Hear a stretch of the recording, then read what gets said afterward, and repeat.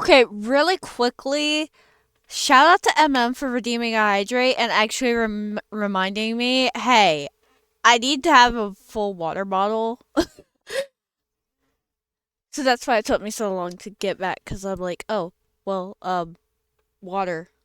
So here's your hydrate, MM.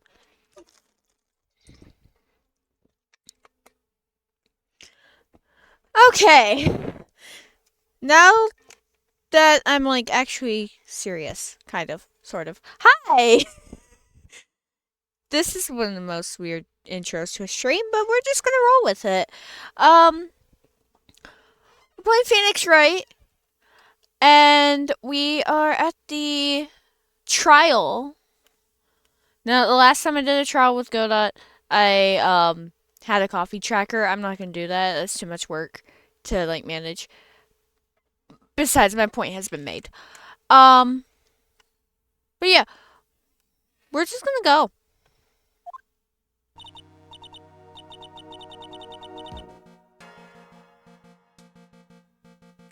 Oh, I see. I guess I should have expected this.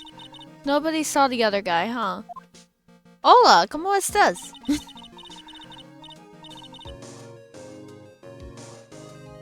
No hablo español. I don't speak Spanish very well.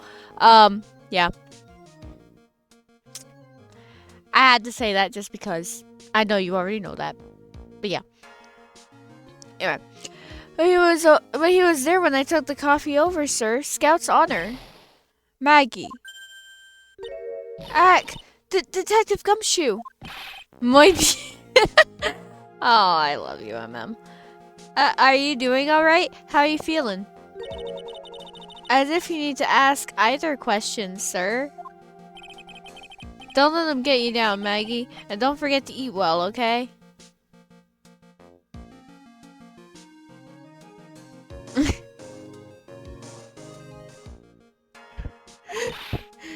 Roger. And you. Yes? You'd better square this case away, got it, pal? Maggie's innocent, you hear? If you screw up, then I'll be doing some squaring away myself. Squaring away some paperwork for your arrest. I think he's serious. Hey, detective, you're on our side for once, right? Yep. So you'll be able to help Maggie out, right? Really? Can you, sir? Of course. I've got the situation under control. No, you don't. I'm gonna be the first witness on the stand today. If something I say doesn't mesh with the facts, make sure you point it out, alright? Sure. Okay, we're forming a united front today, pal. You get me? I can't tell you how grateful I am, sir. I've always admired you so much, detective. I know I can count on you. Looks like it should all go pretty smoothly today, huh? I can only wish. She kinda does. But also, throwback to Justice for All. Who's Maggie? My client's name is Maggie. If you know, you know.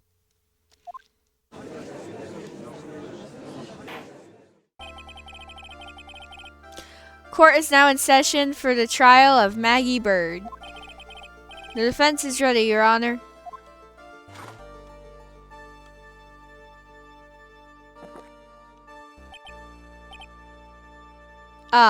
Bitter. Mr. Wright? Yes, Your Honor? Ah! What's wrong?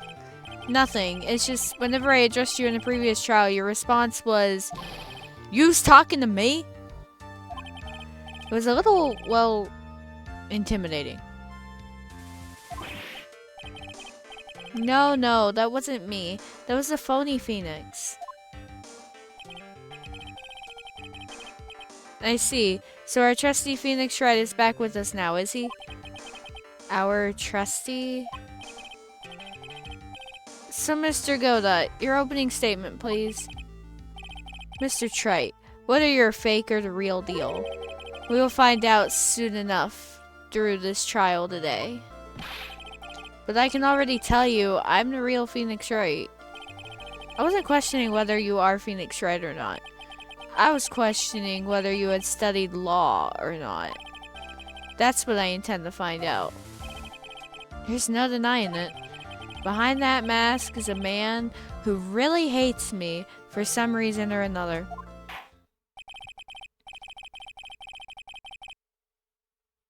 As everyone is aware, the court has already given its verdict on this case once. Therefore, I won't stand for irrelevant testimony during this retrial, nor will I stand for a simple repetition of the evidence presented in the last trial. I'm not planning on repeating anything that phony me said, trust me. Now then, Mr. Godot, please summon your first witness.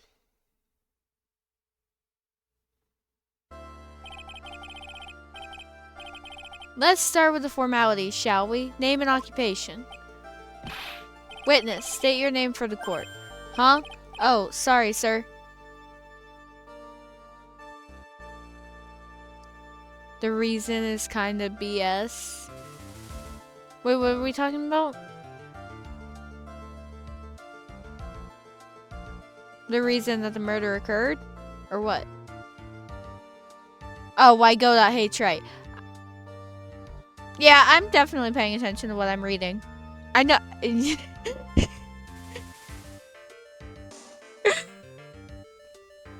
Hi.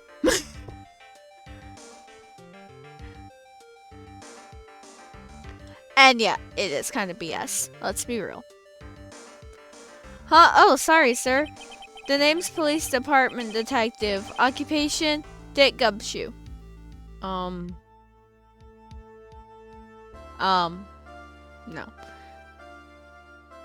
Do you even know the name of your...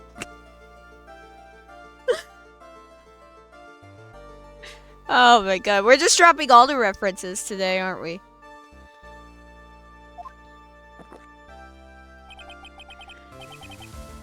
Other way around, detective. Huh? Oh, sorry. Anyway, I'm the officer in charge of this case since yesterday, sir. Since yesterday? Yeah, the guy who was on the initial investigation's tied up with another case now. I hope Gumshoe's really got everything under control, for everyone's sake. I see. So, Detective Gumshoe, would you outline for the court the basic facts of the case? Yes, sir. The victim's name was Glenn Elg. He was a professional programmer. He was on the payroll of Blue Screens Inc., a local company. This is the victim's autopsy report. The court accepts this into evidence. Glenn's autopsy report added to the court record. Died of potassium cyanide poisoning. Time of death was between 11. Time of death was between 1:30 and 2:30. And here are the floor plans of the restaurant. When the incident took place, the victim was sitting right here. Make me hydrate again, boy? The poisoned coffee was brought over to him by the waitress. The waitress being the accused? Yeah. The victim died from poisoning almost immediately after he took a sip of coffee. At the time of the incident, there were 2 other people in the restaurant. Here's your hydrate, Emma.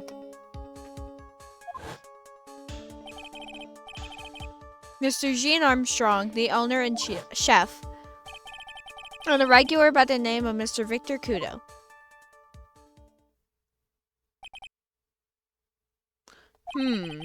It still seems to be a very straightforward case to me. Tribune floor plans added to the court record. Sorry, I need to check something really quickly.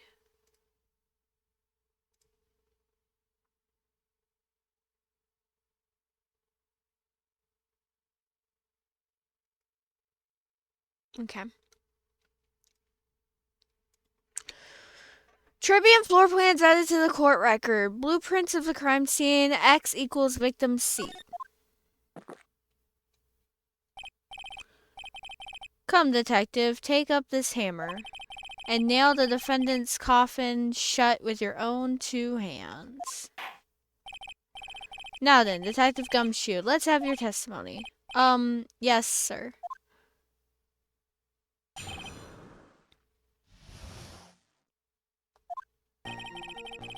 When the incident took place, the victim was alone at his table, sir. We understand that the guy, Glenn Elk, was listening to the radio at the time. Traces of poison were found in his coffee cup.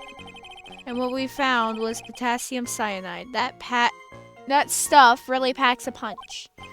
And, it looks like Miss Bird might have had, well, some kind of a motive.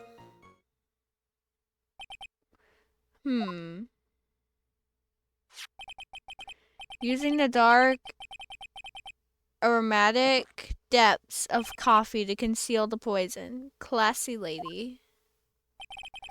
The facts of this case seem to be ironclad. Mr. Wright, I would ask you to begin your cross-examination, but, yes? Please, no intimidation tricks this time around. Is that understood? I already told you that wasn't me.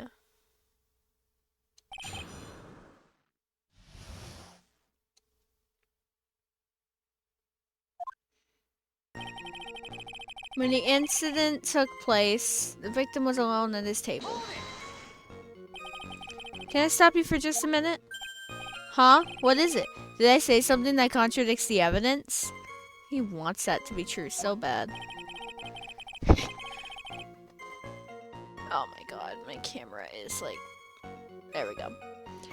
He's so desperate for that to be true, he's practically crying. Your testimony just now doesn't match the testimony given by Miss Bird. She claims that there was another man at the victim's table. Yeah, that's what she said, and What killer wouldn't say that when faced with a homicide conviction? Hey. Sadly, her testimony isn't supported by the owner or the other customer. Isn't that right, Detective Gumshoe? Yeah, it's true. Their two testimonies tie up on that. They both said there was no other guy at the table. What should I do? Should I press on this point a little harder or not? Yeah, we'll press it. Well, maybe the other witnesses just missed him. Perhaps their view of the victim's table was obscured in some way. Huh. That argument is as weak as the coffee at Tribulations, right? I have here in my possession a ticket. A ticket? Looks more like a photo to me. Yes, a one-way ticket to Guiltyville. Population, the defendant. This is a photograph taken from near the entrance to the kitchen. This is the scene as witnessed by the chef moments after the poisoning took place, correct? I think the court will agree that with such a clear view of the scene of the crime. How, Mr. Trite, could anyone have overlooked the second person at the table? Irk. It certainly seems to show the victim's table extremely clearly. Crime photo edited to court record. We understand that Glenn Elk was listening to radio. He was listening to his radio, you say? Yeah, he had a portable radio in his chest pocket. Maggie told us that too, didn't she? Something about how one of them had some sort of earpiece. What should I do? Should I press on this point a little harder? Yes. And what was it that the victim was listening to on the radio, Detective Gumshoe? Huh? How should I know? Thanks a lot. We're now one step closer to the middle of nowhere. We're in the middle of nowhere. Sorry. This isn't going very well, is it? Detective, could you perhaps tell us about the poison and how it was used? Traces of poison were found in his coffee cup. So traces of the poison were found in the coffee cup and nowhere else? Not sure I get you, pal. Was the poison a liquid or was it a powder? If I had to put it in layman's terms, I'd say it was a powdery substance. So the poison could have been in anything that was on the table. Sugar, salt, pepper. Huh. Do you put salt and pepper in your coffee, Trite? The victim took his coffee black with no sugar. Ugh. It seems that the poison could only have been in the coffee. What should I do? Should I press on this point a little harder or not? Yeah. Why not? Are you absolutely certain that the victim even drank any of his coffee?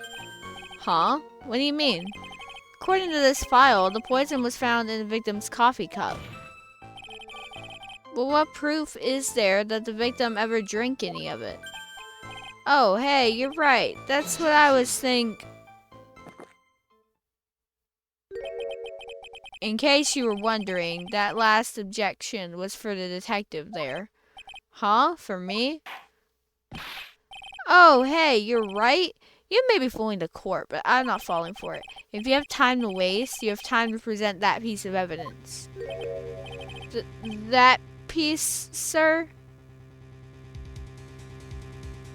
His coffee is as black as oil.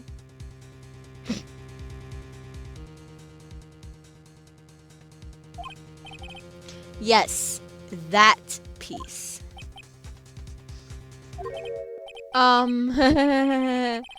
What piece was it again?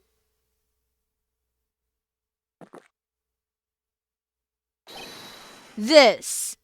Whoa!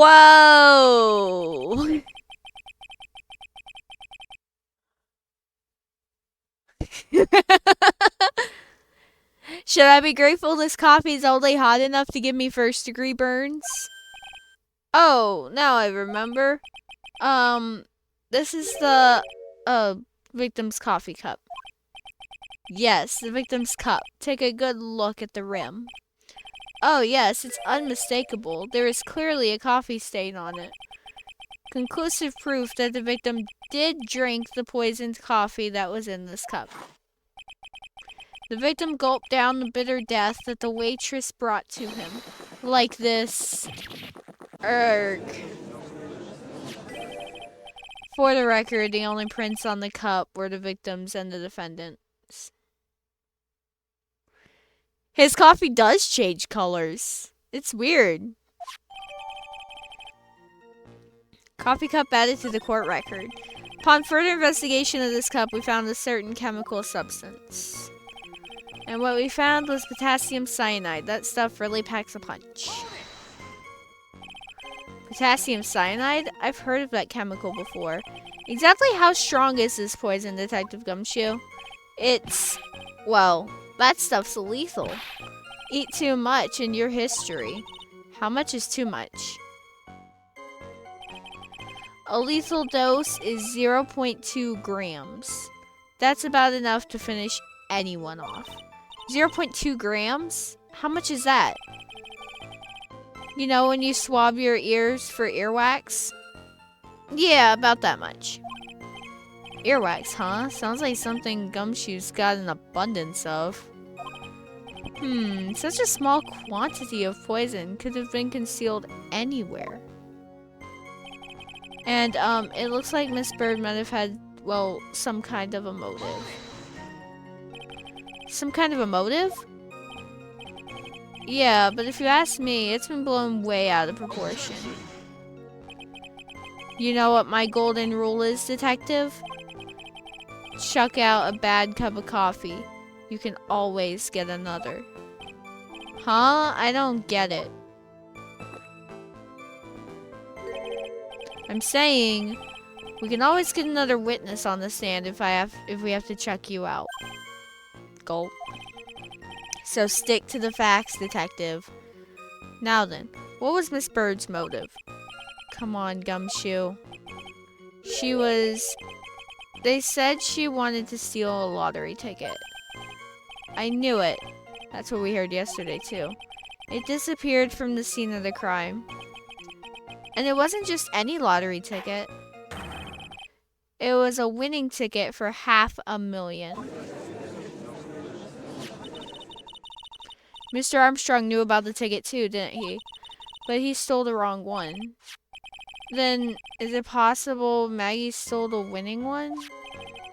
What should I do? Should I press on this point a little harder? Yes. Wait a minute. The mere fact that the lottery ticket disappeared in no way implicates my client. Huh. I have here in my hand the very ticket in question. That's the $500,000 lottery ticket?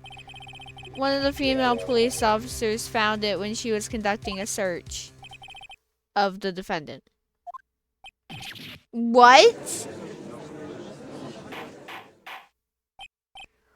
Order, order. Huh, she's quite a lucky bird, our little waitress. You will submit that ticket as evidence to the court immediately. I better keep an eye on that ticket. The way the judge's voice is quivering. Victim's lottery ticket added to the court record. This ticket was presented to the court in the previous trial too. But it feels heavier now somehow. $500,000, you say? It's just a scrap of paper. What matters is where it was found, Your Honor. And that's on Maggie's person, unfortunately. That's enough. The facts of this case seem overwhelmingly clear to me. The defendant had ample opportunity to commit the crime of which she is charged. Furthermore, it seems beyond reasonable doubt that she did indeed commit this crime.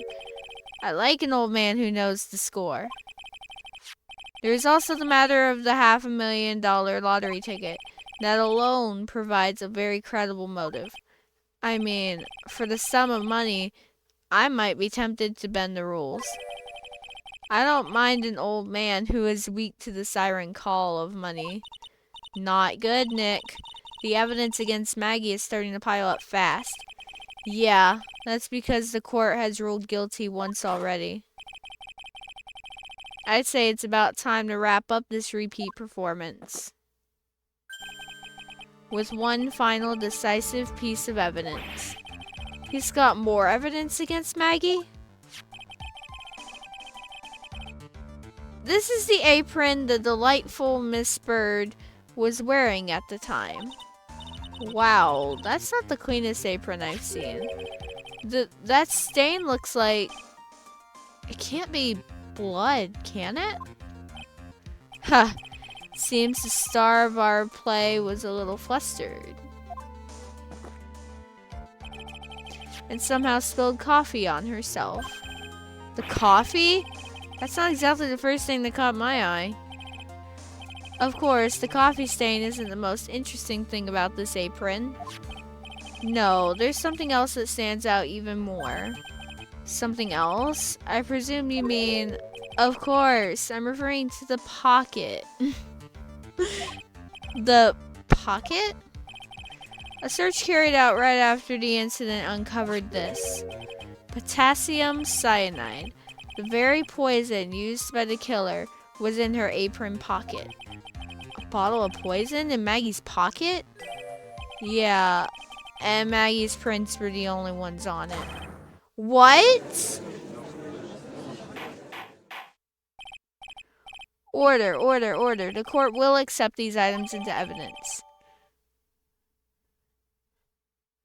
Apron added to the court record. Potassium cyanide added to the court record. There's something still bothering me, Mr. Godot. Why have you not explained the blood stain to the court? Blood stain? What blood stain would that be? Don't play games, prosecutor. The blood-colored stain that's smeared all over the apron. That's ridiculous. No one told me anything about a blood stain. You don't need to be told. Just look at it. Well, detective? Could this stain really be blood? No way, sir. It's just ketchup, sir. Ketchup? She must have gotten some other apron while taking someone their breakfast that day. You could have spoken up a little sooner, Detective Gumshoe. Pull a stunt like that and I'll have you drink 17 cups of ketchup, witness. Ugh. I thought everyone knew what it was already. I haven't seen anything yet to make me doubt the ruling I made on this case. The motive, the opportunity, and the supporting evidence, they all have been clearly established. Well, Trey, it seems you really are a phony after all. Arg, you really know how to drive a man nuts. Witness, please continue with your testimony. Describe for the court the crime scene and the findings of your investigation there.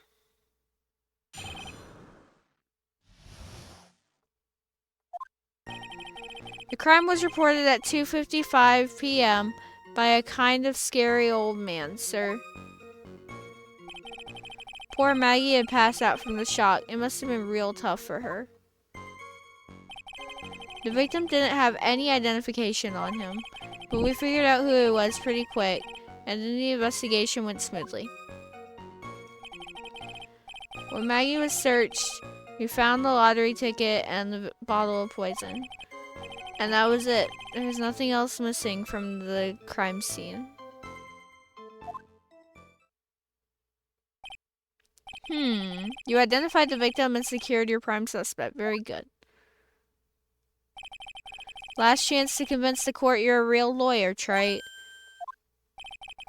Don't count on any more cross-examinations after this one. So let the fun begin.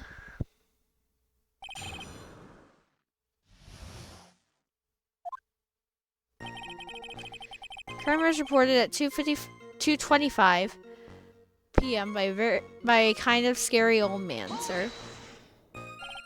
Scary old man? Detective Gumshoe? There's an old man who's a regular at the restaurant where the incident happened. We're obviously talking about the same old man. Officers were dispatched right after the report came in, but the old guy still made a fuss. What took you so long? Then he hurled abuse at them. And seeds. Seeds. Ha! It was nothing. I caught each one with my teeth. Guess not even the mighty Godot can avoid being attacked by that guy. The old man was the only other customer in the place at the time. He took his time finding a payphone apparently, so he was late reporting the crime. Poor Maggie had passed out from the shock. It must have been real tough for her. How long was the defendant unconscious for? The officers got to the crime scene at around 2:40. Maggie was still out cold in the kitchen at that time. It took another 10 minutes or so before she came to. I would have liked to have been on the scene myself. I bet you would have liked to have carried out the search too. I would have loved to see Maggie asleep like that, all pretty and peaceful. You're a professional detective, Gumshoe, not a professional bird watcher. Save the romantics for your own time, detective. All we need to know about is the investigation. Oops, I guess I'm pretty red right now, aren't I? The victim didn't have any identification on him. He didn't have any? Are you saying that it was stolen then? No, I don't think so. The victim didn't have a driver's license or even a credit card on him, pal.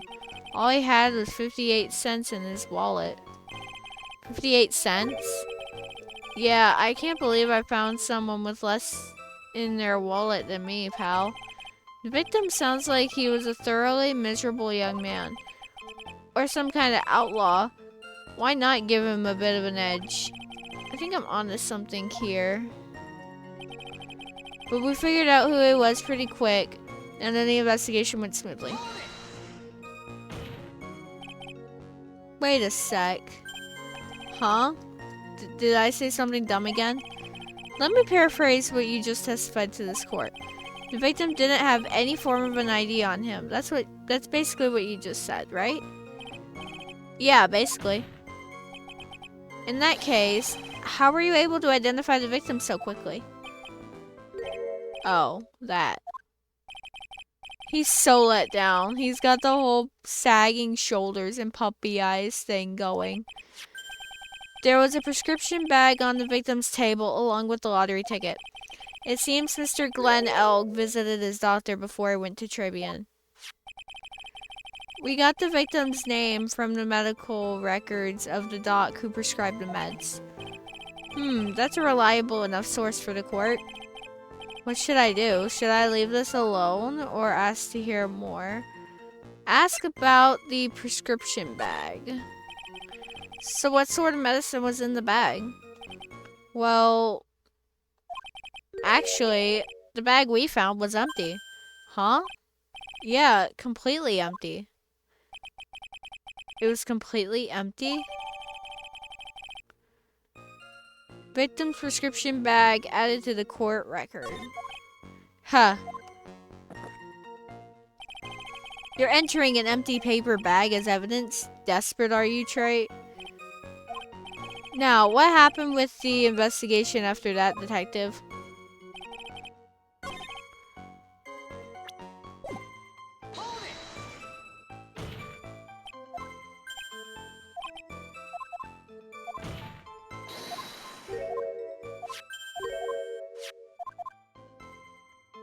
Oh, I thought I could ask the other question.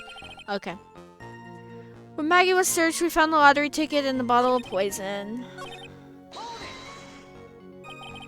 But the defendant had been passed out for a while, correct? In that case, isn't it possible someone planted the evidence in Maggie's pocket? Hey, yeah, you've nailed it, pal. It happens to me all the time.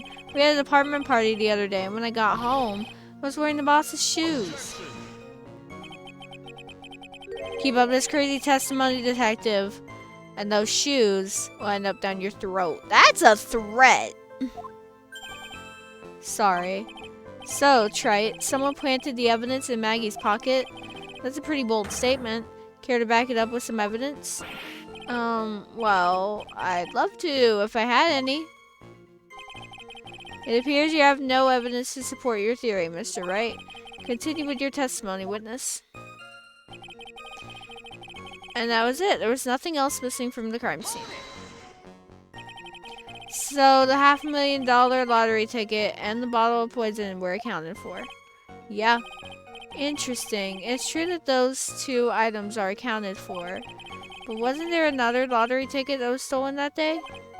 Oh, yeah. The one the restaurant owner took. He won a whole dollar with it. What a lucky guy, huh? And they're just gonna let him get away with it? It was just $1, detective. I guess no one cares when it's that little, except for Gumshoe. If I don't find a hole in this testimony, the judge is going to hand down his verdict. Gumshoe isn't giving us anything to work with, and we can't find any contradictions if he doesn't give us something. Yeah, that's true. Maggie and Gumshoe are like dumb and dumber. Our only hope is that they were so dumb they missed something obvious. Come on, Gumshoe. Be the dumbest you've ever been.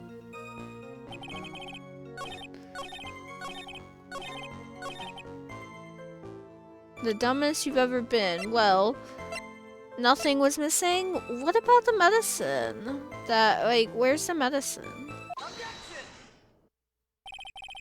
Detective Gumshoe, I think I should point something out to you.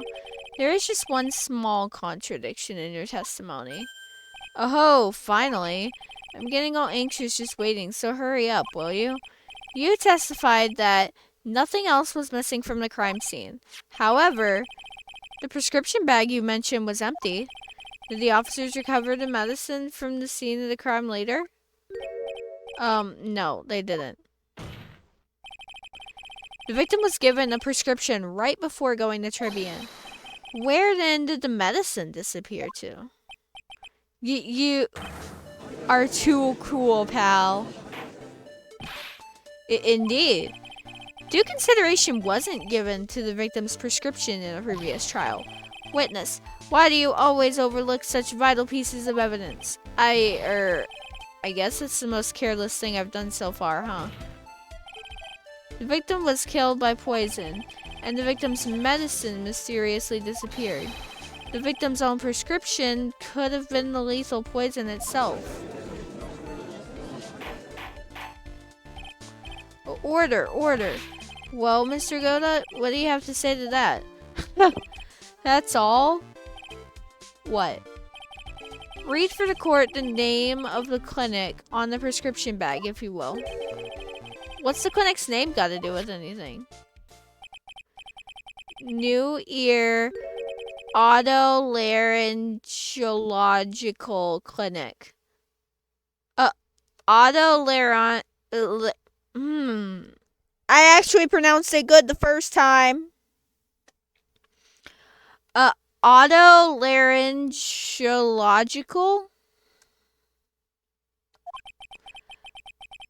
Just what kind of illness was the victim suffering from, Mr. Godot? Hardly an illness, Your Honor. More like a bitter war wound, you could say. A war wound? The day before the incident, Mr. Elg found himself in a fight. He took a blow to the side of the head and ruptured his eardrum. He ruptured his eardrum? Then what on earth was the prescription he was given? It was a cream that was to be applied topically inside his ear canal, not to be ingested. What? It's mentioned in the autopsy report if you read the fine print. They found traces of the medication in the victim's left ear. Yes, here it is. In very, very fine print. It seems Mr. Elg correctly applied some of his medication while he was at Tribune. Therefore, it would be absurd to believe he would have eaten his medication. Erg. It seems that this medication is irrelevant to the case after all. No, Nick. If you don't think of something quick, it'll all be over. She's right. But I can't get away with any old weak objection. What should I do? Push the medication issue. I don't know. Only moments ago, Mr. Godot made the following statement. It seems Mr. Elg correctly applied some of his medication while he was at Tribune. If that's the case, why was the medication not found at the scene of the crime? But the medication in question was for topical use inside the ear canal. That doesn't change the fact that it could not be found at the crime scene. However insignificant it may seem, it's a lawyer's duty to pursue the truth. You know as well as I do that the medication is irrelevant. It hardly seems likely that a prescription drug would contain potassium cyanide.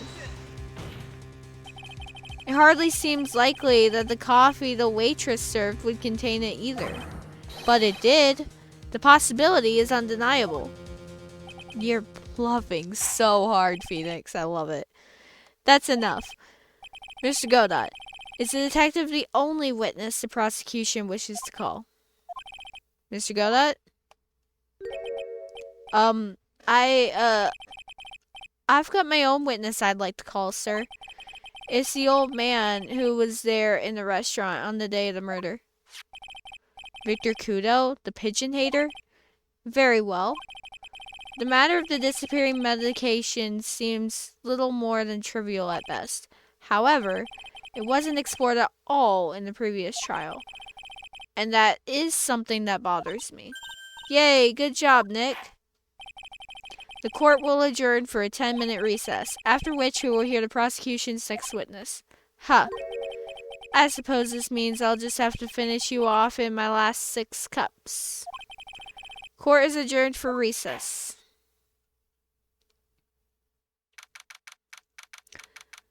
January 7th. Alright. Thank you for the hydrate.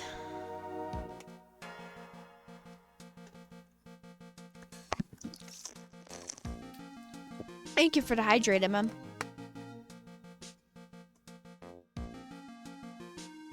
Phew, that was close. Tell me about it. I nearly died in there. That's my line, sir. No, it's my line. I think I really did die a little bit. Looks like we all nearly died in there. I can't believe Detective Gumshoe. How could he betray us like that? Huh? He said he'd help me, but he totally set me up. I don't think he meant to do that, Maggie. he was backed into a corner. I mean, the guy's gotta do his job, right? It's okay. I know all about lies and betrayal. I've had them my whole life. But it really hurt this time. Felt like someone punched me hard in the stomach. I hate that guy. I don't ever want to see him again. Poor Gumshoe. So the next witness is going to be that old guy from the park, right? Yeah, Mr. Godot. Lover of waitress outfits and projectile seeds.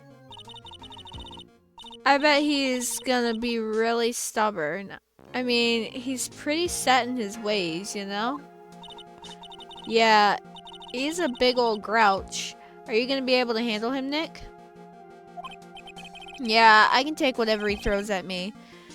Even those never-ending bird seeds.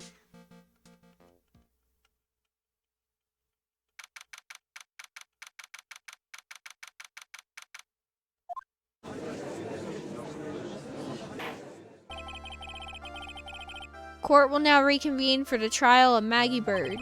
Mr. Godot, your next witness, please. The prosecution calls the lucky old-timer who caught the show over a cup of coffee. Will the witness please take the stand?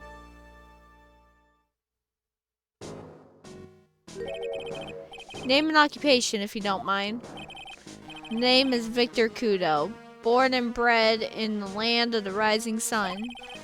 Honor and duty are what make me. Mind you, I can be quite emotional at times too. We don't need to hear about that, Mr. Kudo. Just tell the court your occupation. My occupation? Cut. Listen, youngin'. How much call do you think there is for kimono embroidery here? Kimono embroidery? That's what I do. Or did, back in Japan. I embroidered family crests on kimonos.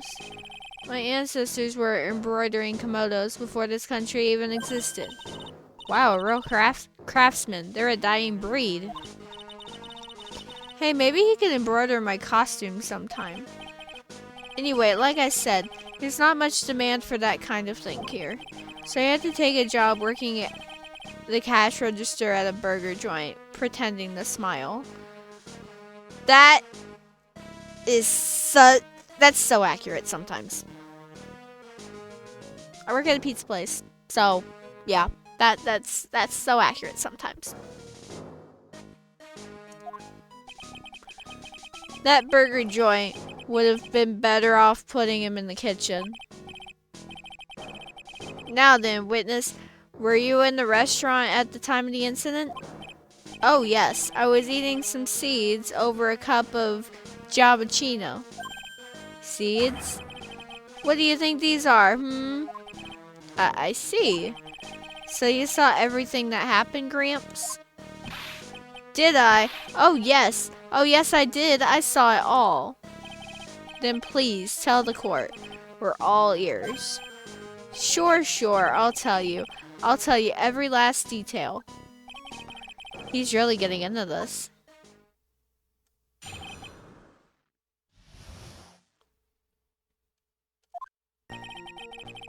The young man was reading the sports paper.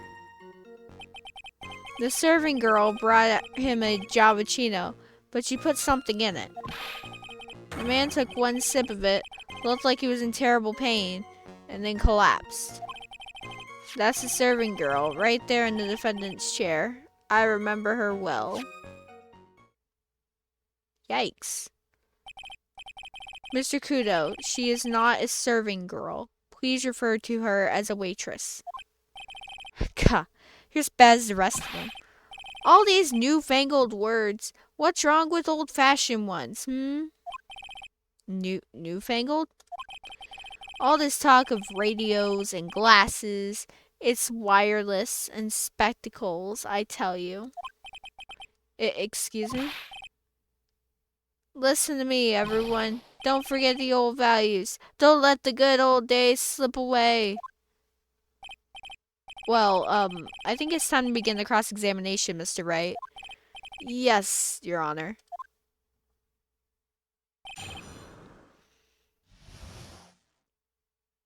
What I witnessed. Okay, that's gonna annoy the crap out of me. Sorry, I've got an ant that started crawling on my second monitor, and it was really obnoxious. Okay. The young man was reading the sports paper. So you saw the victim then? You saw Mr. Glenelg?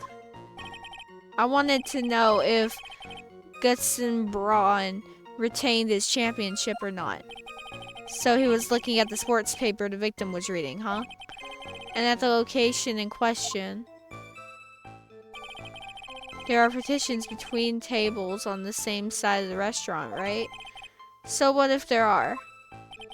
If you said you could see the victim, then that means you were sitting at a table on the other side of the restaurant, correct? Kuh. I go to that place to drink cappuccino. I don't go to sit. I don't remember which table I was sitting at. You mean you go there to eye the waitress? The serving girl brought him a cappuccino, but she put something in it.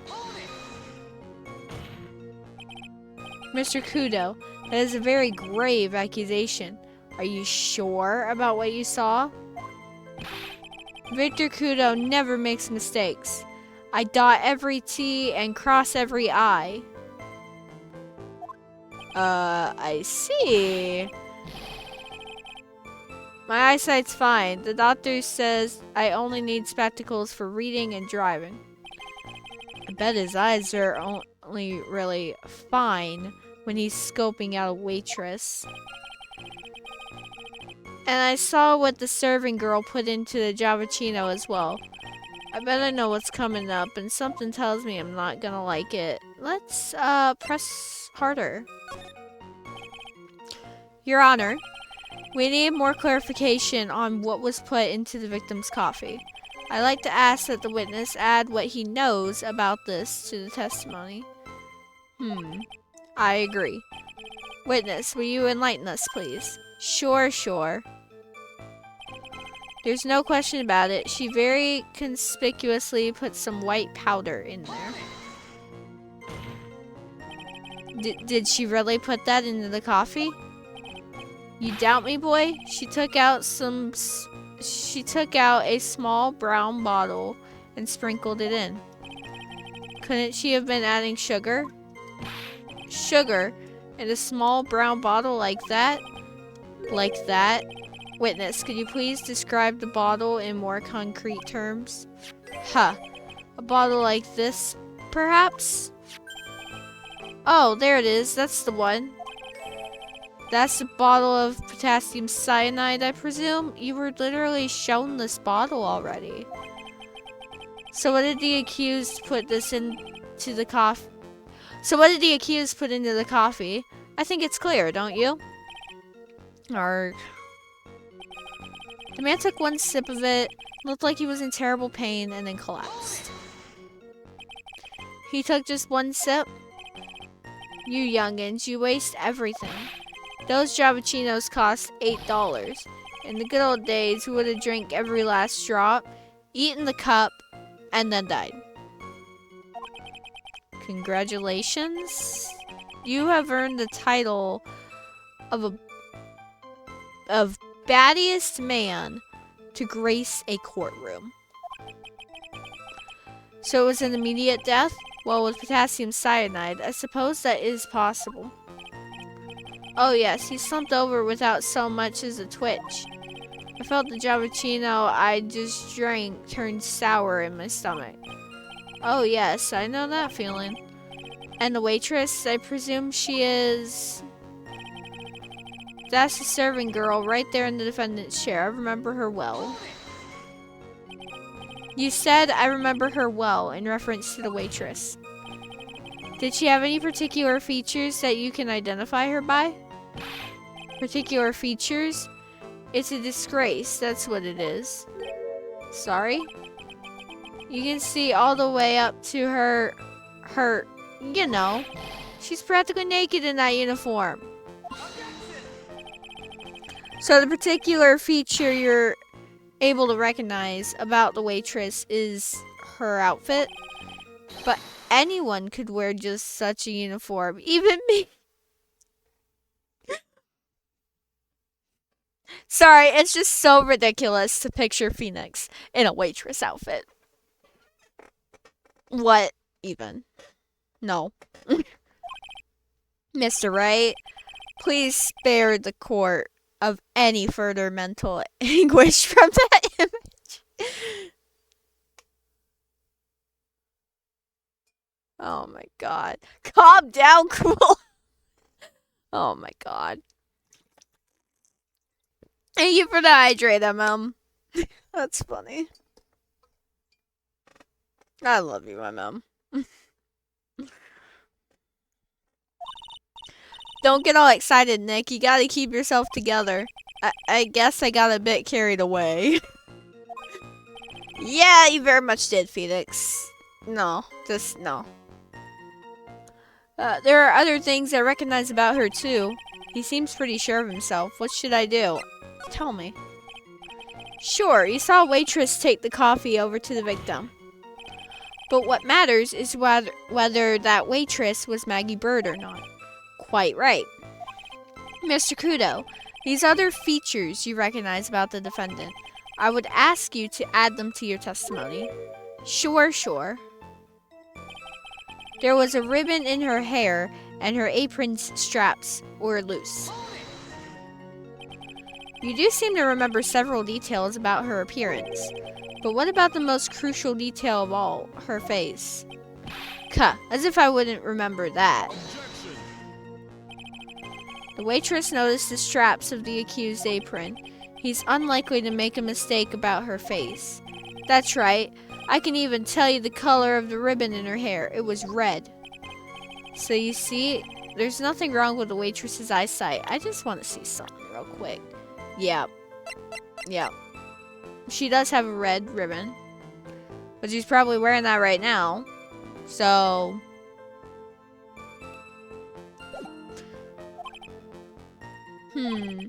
There's no doubt he remembers the waitress pretty well.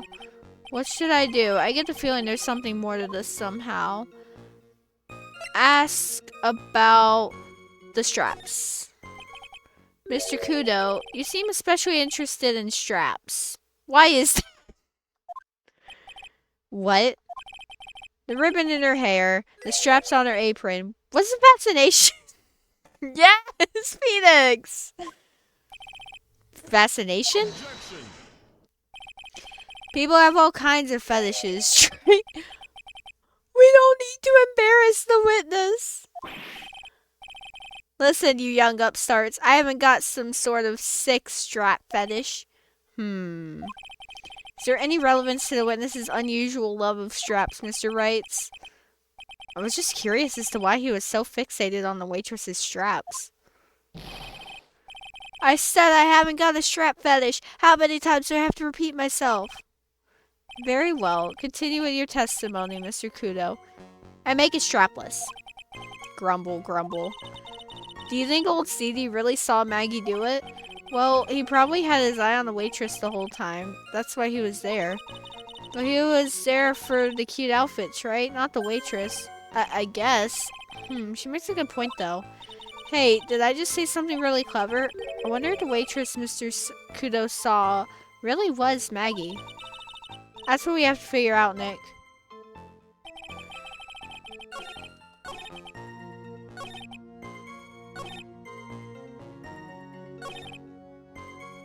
Now, here's the thing, though. When we were talking about the apron earlier, we were talking about this big red splotch. He didn't mention that.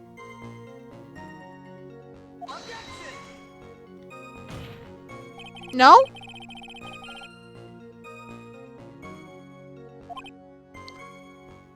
Am I jumping ahead?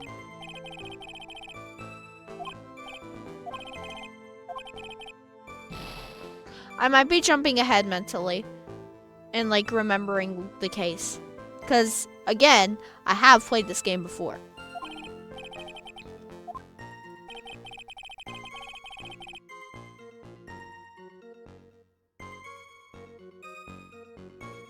I did pick the options, and I can choose the other one. You're actually right about that.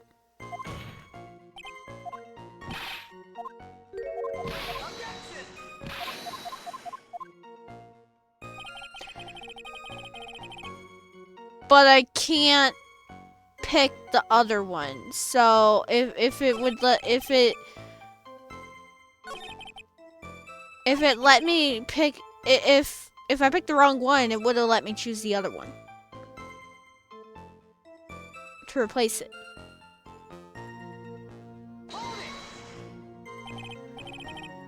You said I remember her well, in reference to the waitress. Did she have any particular features you could identify her by? Particular features is a disgrace. Sorry, you can see all the way up to her. She's practically naked. So the particular feature you recognize is her outfit. Anyone could wear such a outfit. We're not gonna read that again. There are other things I recognize about her too. Yeah, it just cuts to this. So I didn't pick the wrong one. Because it would have let me repick.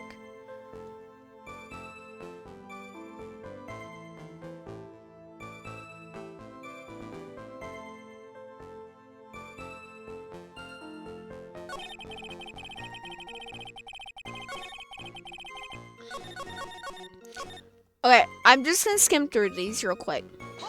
Just make sure there's...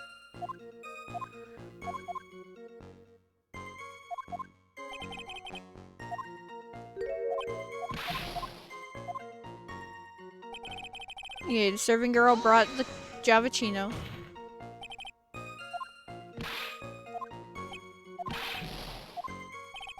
He says his eyesight's fine. And the serving girl put something in it. It was a white powdery thing.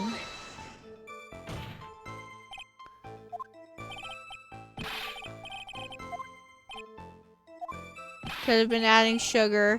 It was in a brown bottle. And this brown bottle, it was the cyanide poisoning.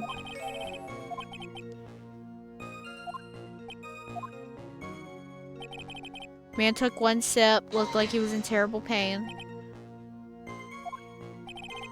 You youngins, you waste everything. Javachinos cost $8. Blah, blah, blah, blah, blah. It's an immediate death. Slumped over without such as much as a twitch.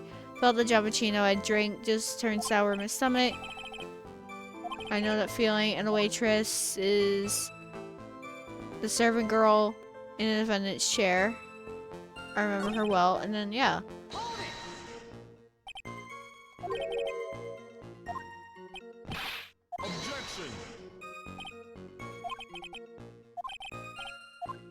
Yeah, so I can't get anything. I can.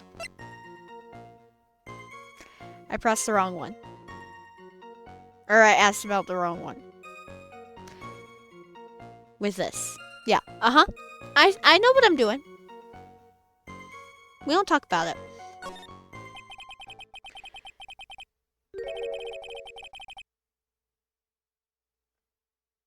You be quiet.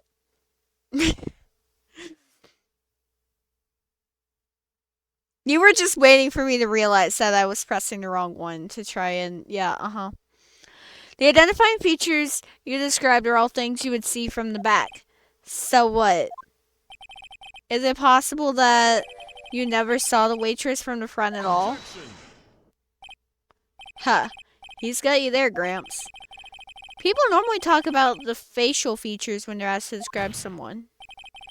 But this witness's testimony is nothing but straps and ribbons. This is harassment. I tell you, I'm not obsessed with straps or ribbons. I'm just telling you what I saw. Mr. Kudo, the court requests that you add any details about any identifying features. Features that you observed from the front, that is, to your testimony. Sure, sure. This old man's testimony is getting longer and longer, and if I can't find a hole in it soon, it'll get even longer, I bet. Yeah, I was jumping ahead mentally. There wasn't anything that caught my interest. That's when we talk about the messy apron. You didn't find anything to be distinct, but you did clearly see the witness's face, yes?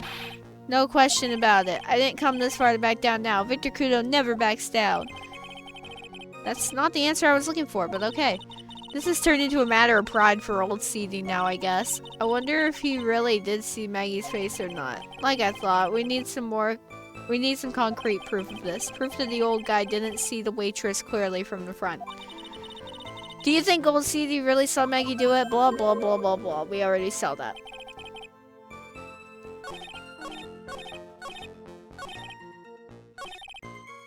Okay. Now I present the apron. And this is the cons of seeing someone play a game that they've already played. I will mentally jump ahead sometimes and like remember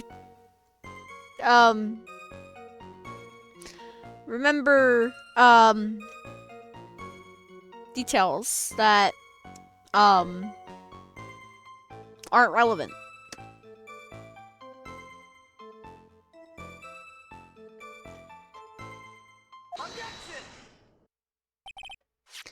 Mr. Godot, I would like you to please take a look at this. That filthy thing would suit filth like you just perfectly. Well, you didn't jump too far ahead, at least. That's very true. Actually, it reminds me of what my grandson looks like just after he's done eating. Have you ever seen this before? Of course I haven't. Do you think I'd forget something as dirty as that? Hmm? Well, you half-witted clot.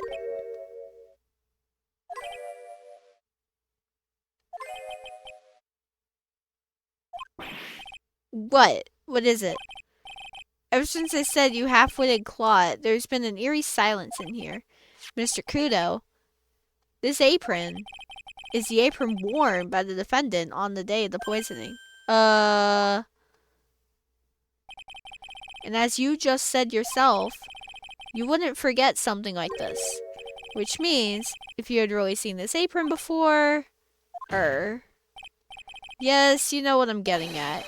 You couldn't have possibly seen the waitress from the front. Oops. Witness. You can't just oops your way out of this. Well, well. Looks like we finally have a genuine trial on our hands. Listen, Trite. Here are the facts. On the day of the incident, there was only one waitress in the restaurant. That being the defendant, Miss Maggie Bird. Exactly. And when that one waitress put the poison into the coffee cup, this old guy was watching. I hope you understand the gravity of the situation, Mr. Godot. The fate of the defendant may rest on what you say you remember seeing. Just tell the court exactly what you saw, Gramps. You can rely on me, Captain. My noggin's in perfect working order. I can't remember a single occasion when I forgot what burger a customer wanted. He can't remember? Probably like he's messed up so many times he's blocking it out. Very well. Let's test just how good your memory and attention to detail is, Mr. Godot. Tell us what you remember about the victim.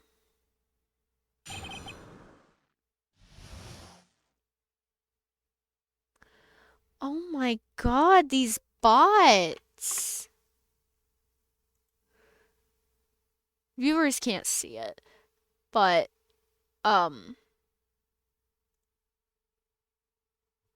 yeah. We got a bot on our hands. That's like, yeah. Thank you, MM. They've been banned now. We're good. He was another of those pesky young types, wearing a broken pair of spectacles. He had a newspaper in his right hand, and the noisy brat kept rustling its pages. The young man was listening to the wireless, I remember that well. Then the servant girl in question brought over the Javachino. The little fidget picked up the cup with his free hand and took a sip.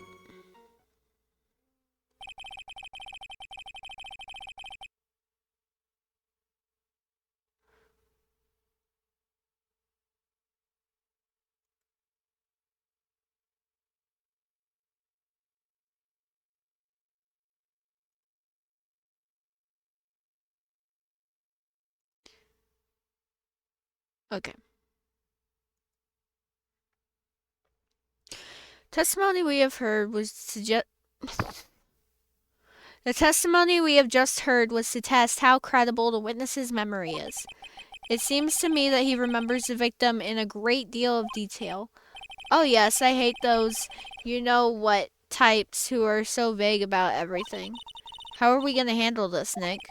We only need to do one thing. We just need to prove that the old man's memory is shot. Just trip him up, you mean? Isn't that kind of cruel? I suppose, but it's what I do best.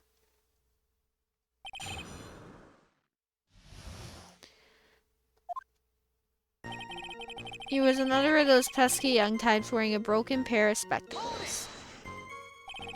Spectacles? Dark glasses to you. One of the lenses was green, but the other was broken. Newfangled rubbish. That's why I remember him so well. He did have some kind of lens over his left eye, but I wouldn't have called it a pair of glasses. He seems to have been wearing some rather modern-looking shades. Perhaps I should take to wearing some and rival Mr. Godot's sharp appearance. We better come up with something sharp and quick. Guess I'll wait and see if I should challenge him about the spectacles. He had a newspaper in his right hand, and the noisy brat kept rustling its pages. The newspaper was a sports paper, was it? That young hooligan. I nearly asked him, can you even read without fidgeting? How was I supposed to be able to read the back page with all that rustling going on?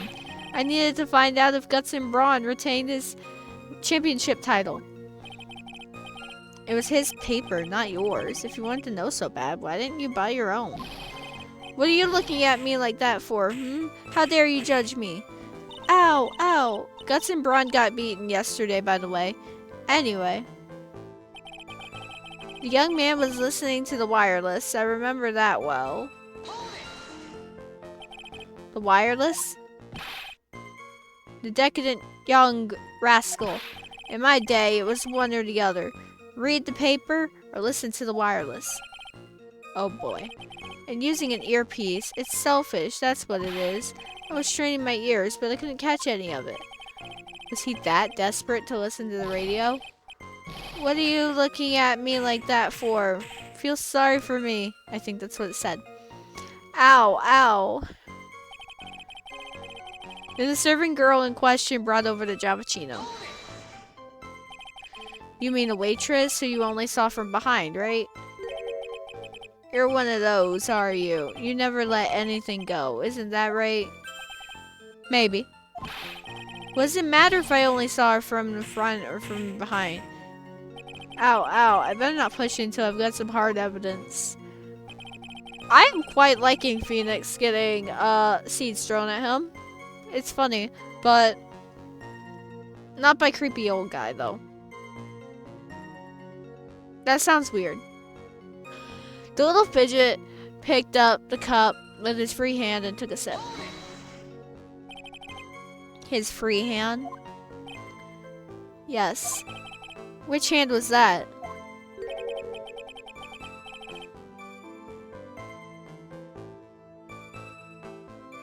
You know, I'm just gonna be quiet. Weren't you listening before, cloth ears? I said he was rustling the newspaper with his right hand, didn't I? If his free hand wasn't his right hand, then which hand would that be, you moron? Ow, ow. Huh. Perhaps the great Mr. Trite has 3 hands. Yeesh, I was only asking. No need to gang up on me and treat me like a freak.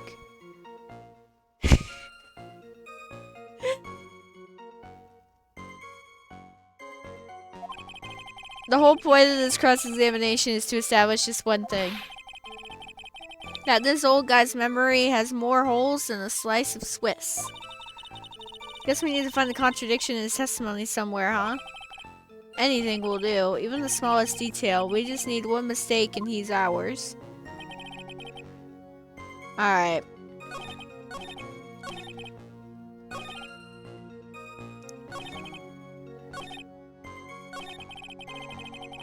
He had the newspaper in his right hand, which means that he used his free hand, which was his left hand, to drink the coffee. However, he picked it up with his right hand, as shown by the handle.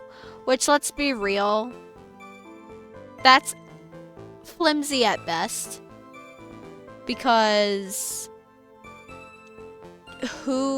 what if you don't use the handle? Some people don't use the handle. They just pick it up and drink. Like, just because it has a handle doesn't mean you have to use the handle.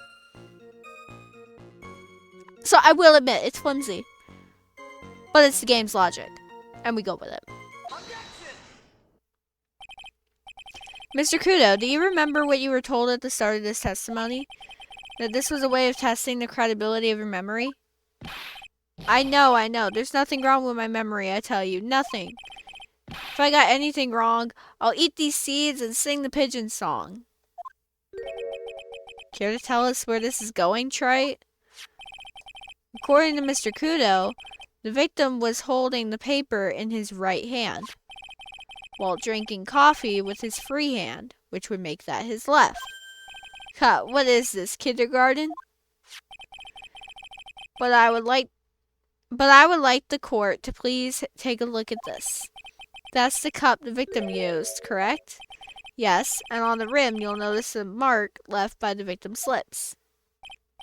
Yes, there is a stain left by the coffee. If you consider where that stain is, you'll clearly see that the victim was holding the cup in his right hand. But how? Well, Mr. Godot, the court is waiting for your epic performance. You said you'd eat those seeds and sing the pigeon song. Arg! Mr. Godot, I'm afraid this is simply not acceptable. I think the witness had better go back from the part which he came from. Wait! If you think I'm gonna stand here and listen to you tell me I'm mad, you're wrong. I don't care about that dirty coffee cup. I know what I saw. You still insist on your testimony? That young brat was holding the cup in his left hand. Oh yes, no question. I'm a good law-abiding citizen, I am. It's that dead young hotbot and you spiky-haired yahoo. You were at fault. Who, me? Thank you, old man. We've heard quite enough from you already. Don't call me old man, old man. Been around for 68 years, I have. You can't ignore me. Listen to what I've got to say. I'm sorry, Mr. Godot, but sure. Why not hear a little more? Mr. Godot. But this is my 16th cup of coffee. So this is your final stand. Thank you, Captain. You can rely on Victor.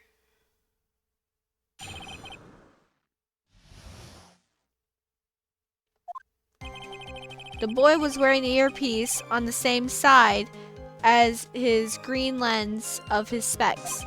He kept fiddling with it all the time. He was fiddling with it just before he picked up the cup, too. And he used the same hand to pick up the cup, his left hand. We know that the victim was wearing an unusual monocle over his left eye. It wasn't a monocle, Your Honor. It was a small computer monitor often used by programmers. A monitor? You mean like a television screen? The inside of the lens is a screen that displays computer data. It's called an HMD. It's a common tool in the victim's line of work. HD TV, DVD, CD, all these newfangled letters drive me mad, but they don't matter. I know what I saw, and I'm telling the truth. It's true, he doesn't seem to be lying. And those are the facts, in good old black and white. I am going to keep pressing things, even though I do know what to do here. Because conversations.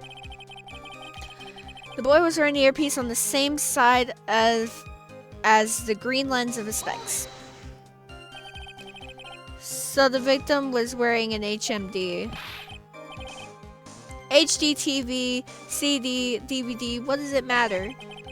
It was none of them anyways, actually. But anyway, Rose loves conversations. They're funny. I want to show them off. And you're sure he was wearing the earpiece on the same side? There's some good conversation that you can miss if you just go through it. No question, I could only see that side of his head from where I was sitting. Yeah, that's pretty obvious if you look at the floor plans. In fact, during my first time playing the Master Mask case on the last scene where you have to present one piece of evidence, I did present one piece of evidence, or I did sorry, let me restate that. In the Master Mask case, there's the long testimony with Luke Apney that you have to press the statement that is contradictory. And I wanted to see the conversation that happens if you press the wrong statement so bad. I just pressed the statement.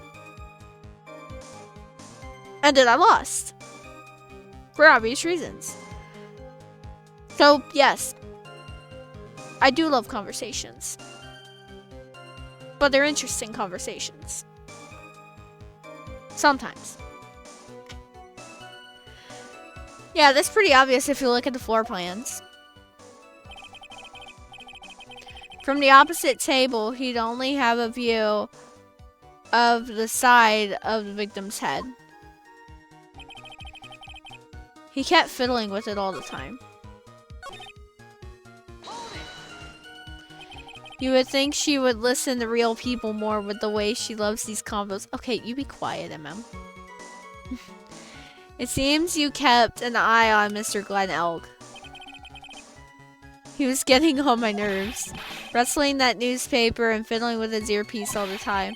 And then he went and made all that fuss dying for one sip of Javachino. You'd think that the victim was rude for dying.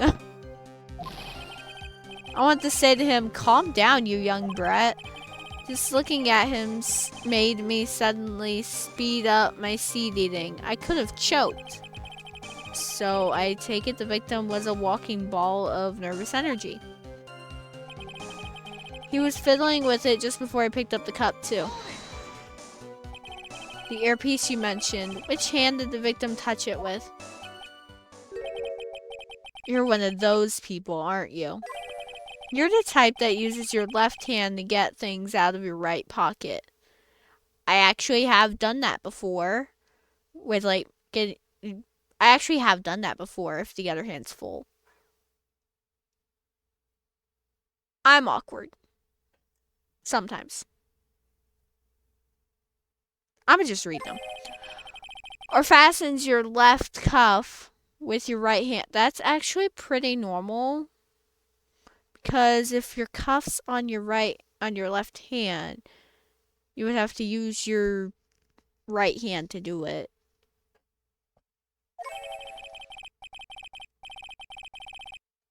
And when the tour guide says on your right side, you'll see the famous blah blah, you're the only one who deliberately looks left. Well, aren't you? That does sound like the kind of thing I would do. Just be silly. No, I didn't mean... Obviously, he used the hand on the same side of his body that the earpiece was in. Ow, ow, ow. So if he had the HMD on his left side, then it was his left hand, I guess. I also have used my right hand to pause my earbud in my left ear before.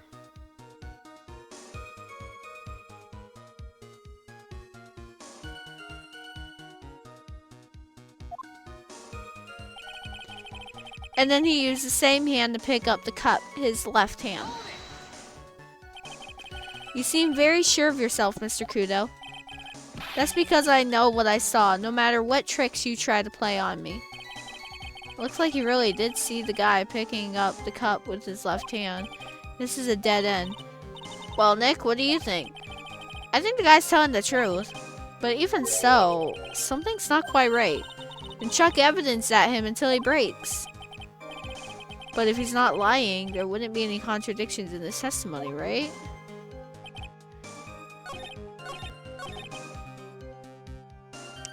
Yeah.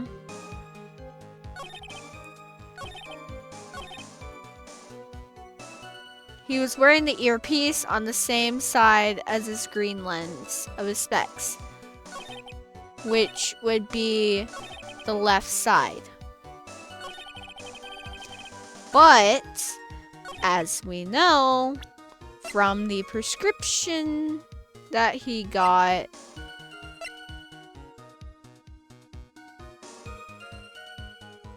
he ruptured his eardrum. His left ear. Oh. Yeah, his left eardrum was ruptured. You have to present the profile. I'm not sure what the relevance of this is, but Mr. Kudo, there is something very strange about your observations of the victim. What?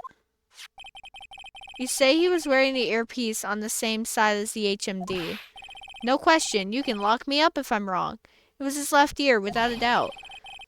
I could only see that side of his head from where I was sitting. I don't think so. What did you say?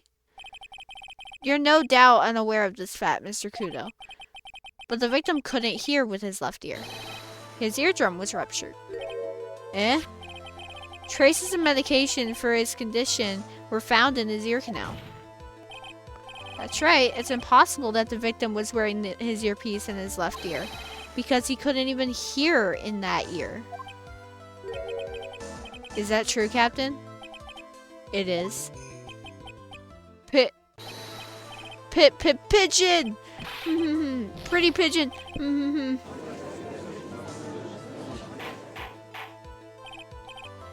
Order! This witness's testimony is completely unreliable. He only saw the waitress from behind.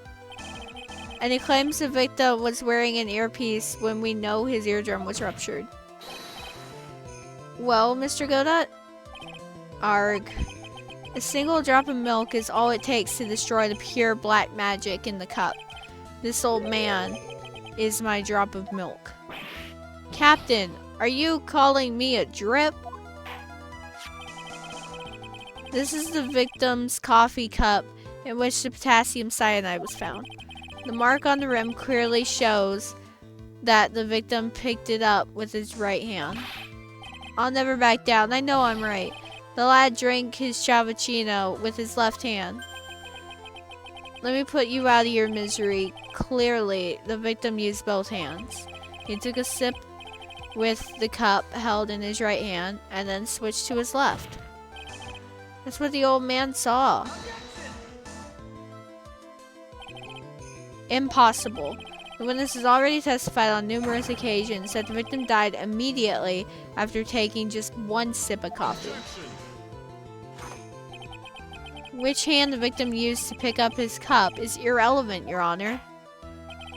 The facts still stand. With one hand or the other, Mr. Elg drank the poisoned coffee. Like this. Sadly, Mr. Godot, that doesn't wash. The point of this testimony was to establish whether the witness's memory is credible. And the results are clear. Testimony given by this witness is useless.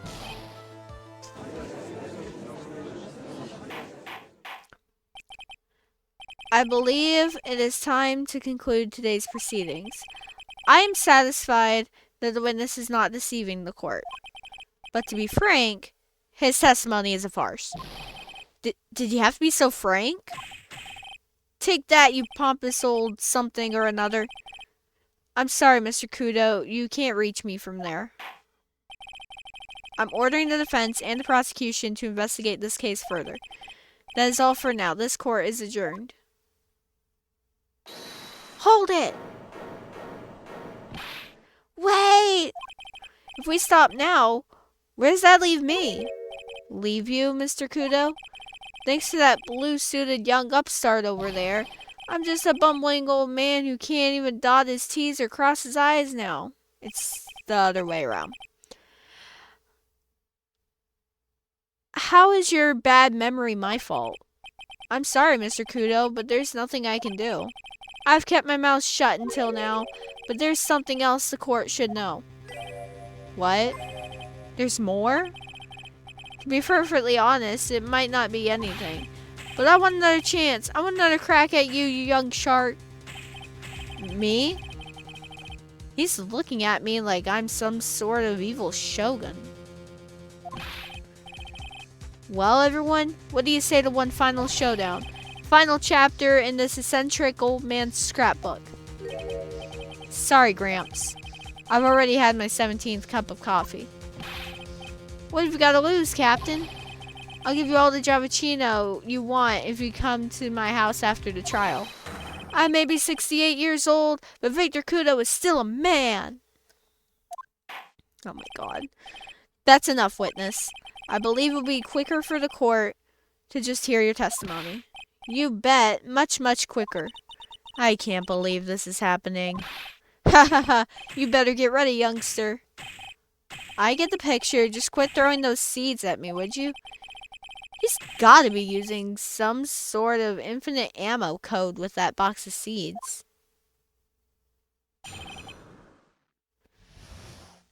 It's the final showdown. Ba-da-ba-ba. I'm gonna stop. First of all, I want to stress that this might be nothing. I'm not too sure of myself. Young boy slumped over the table as soon as he took one sip of his Javachino. Well, then the clumsy idiot upset the vase. He knocked it right over. It broke, and the strip cloth covering the table got completely soaked. Well, how about that? Turn things upside down,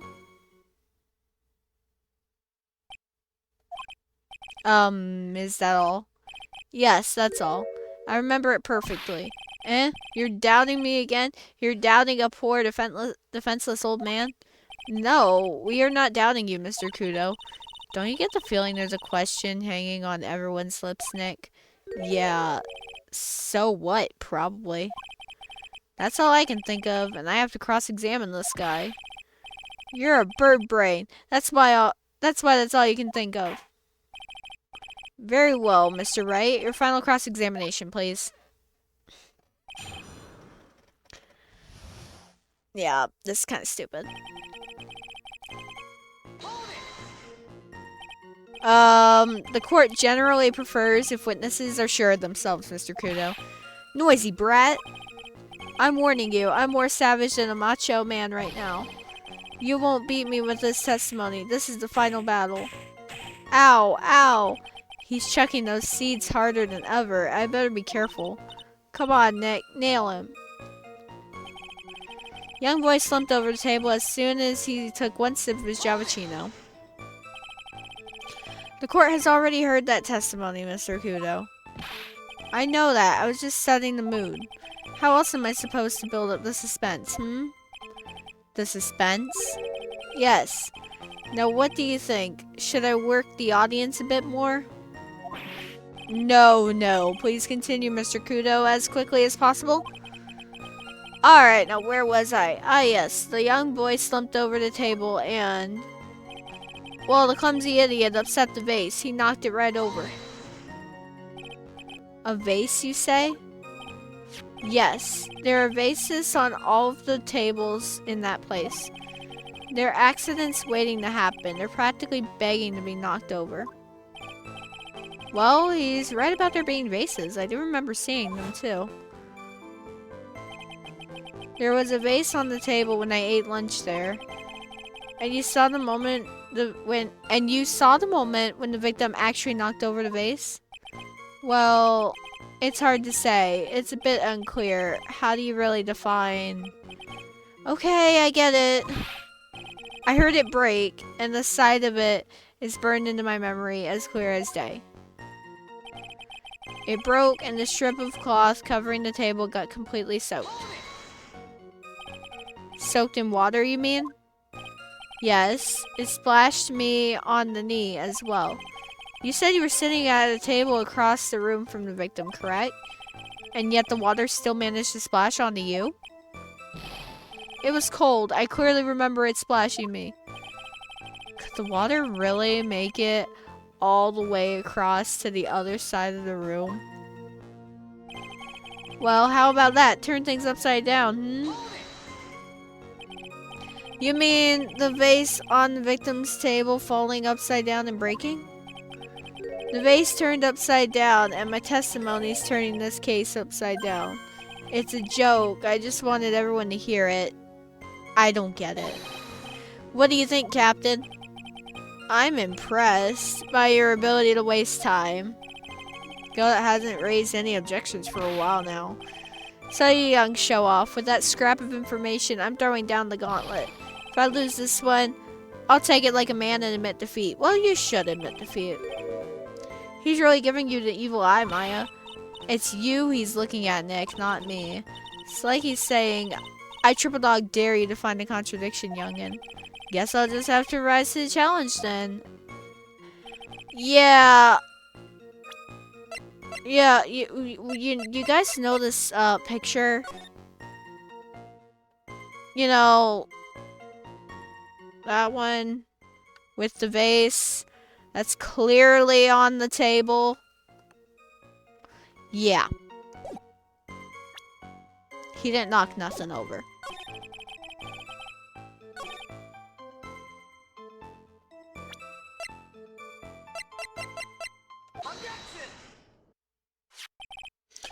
Mr. Godot, this is a photograph of the crime scene. So what? Look carefully at the table. The vase is there. Intact. Huh? Lost your tongue, Granddad? I'm no granddad of yours. Ow, ow. Enough. If you throw any more seeds in this courtroom, the cleaners will be here all night. Ah. What is it now? I just remembered something. Yes, go on. The broken vase. It was on my table. What? Well, you see, it startled me when that young lad collapsed, so I stood up. That must have been when it fell over. The vase on my table, I mean. The vase on your table? Yes, it was on my table. And that's how my groin came to be completely soaked. Okay. Way to make it awkward.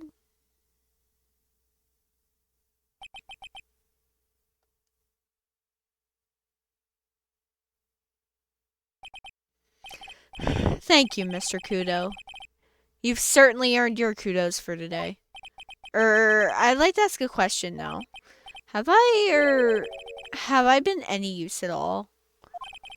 Perhaps it's something you should reflect on yourself, Mr. Godot. Wait a minute. If that's the case, there's more. I've got more to say. No. Oh yes, I remember something else. Bailiff, escort the witness out of the courtroom. Wait, listen to me.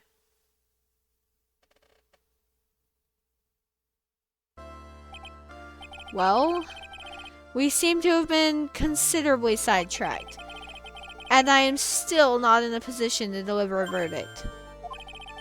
The defendant has not been positively identified as the waitress in question. Additionally, there are 2 disparities in the testimony we have heard thus far. The mark on the coffee cup that the victim supposedly drank from with his left hand, and the earpiece, which was inserted into his left ear, out of which he couldn't hear. Wow, Nick, you did it.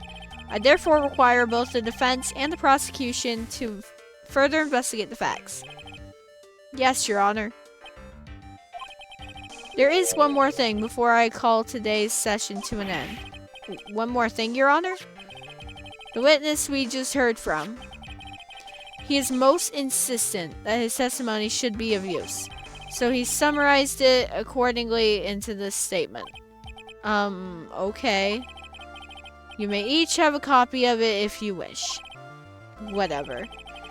The prosecution doesn't need props like that. Godot's really mad, huh? Yeah, I would be too. Very well. Here you are then, Mr. Wright. There are 3 copies. My own, yours, and Mr. Godot's. Yes, Your Honor. When the incident occurred, I broke the vase at my seat. I'm sorry. I'm sorry? This isn't a piece of testimony. More like a 5-year-old's apology. What the heck are we supposed to do with 3 copies? That is all. This court is adjourned. To be continued. Now, I am gonna do some of the investigation. I am gonna save, first of all. I am gonna do some of the investigation, but I am also going to be right back. We are not ending stream. Just taking a small break, and I will be right back, and we'll continue with the investigation when I come back.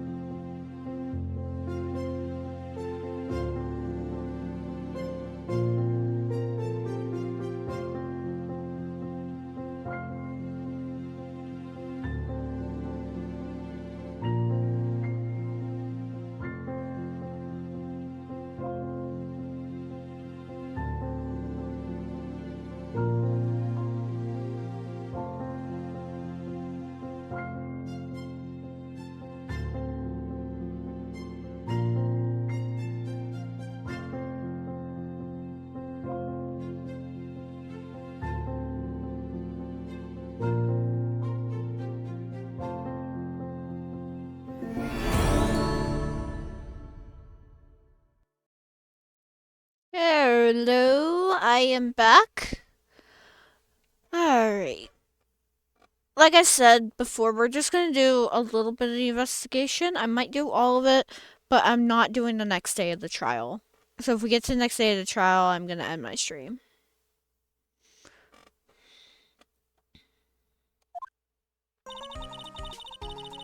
So how do you think the trial went this morning? How do you think it went? Got a bit crazy in there. I just wonder if that killed our chances. Yeah, I guess it did get out of hand. Mr. Kudo's testimony did nothing to help us. Plus, now we don't even know the identity of the waitress who laced the coffee. What do you mean his testimony did nothing to help us? Because it casts doubt in the identity of the waitress that laced the coffee. So he didn't do nothing. He got the trial extended.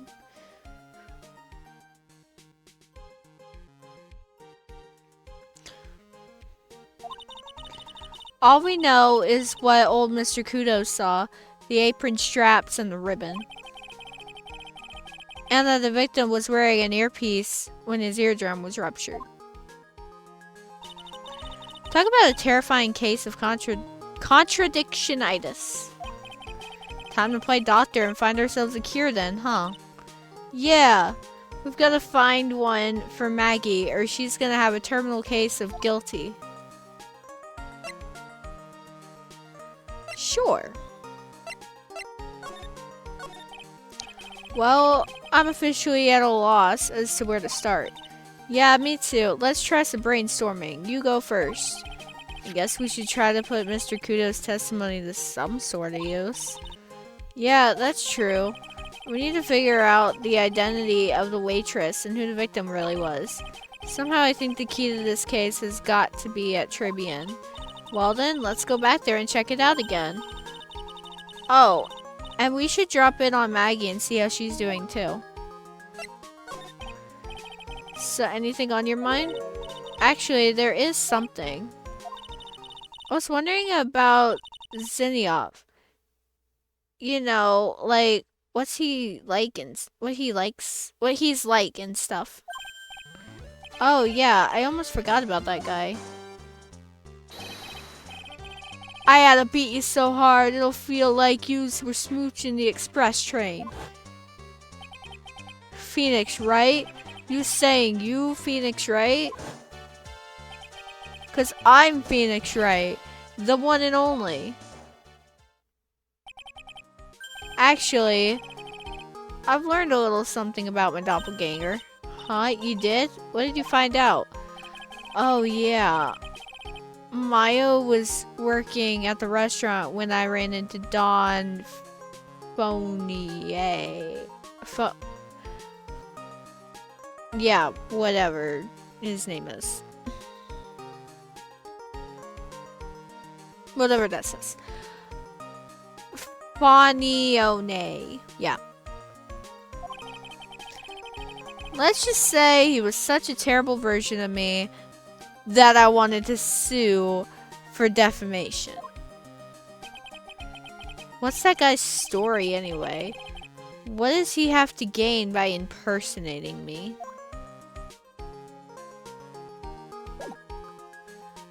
Well, we're gonna move to the Criminal Affairs Department, see if there's anything to do here, which there appears to be something to do here. Looks like Gumshoe's not here. Never mind that. What's going on? It feels different in here somehow. You think? Yeah. Everyone seems to be on edge. What are you doing? Calling the officers for the briefing. Quick. Can't you shut down the station's servers? Chief, quit playing on the internet. But my email pen pal, 1337 AZ Asian Princes.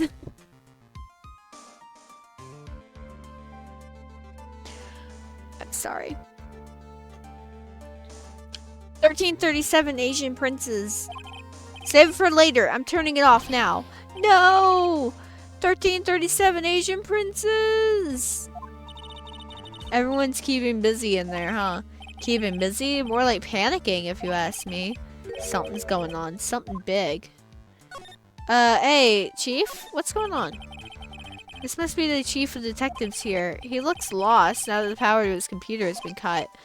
Oh, well, I guess I'll just have to write her a real letter instead of an email. Alternately, you could write up some reports. Just a suggestion. Dear 1337 Asian Princesses, how are you? I'm okay. How was the show last night? Wow, what an awesome job. Maybe I should send in my resume and become chief. Oh, you can't tell me what's wrong? Do I have to talk to you then? That must be one of the detectives. He's mumbling something to himself. Even pickpockets can have their pockets picked. That's a keeper. Better to go with something that doesn't sound too much like a slogan. He must be coming up with slogans for a crime prevention campaign. I'm not sure he even knows what kind of crime he's trying to prevent.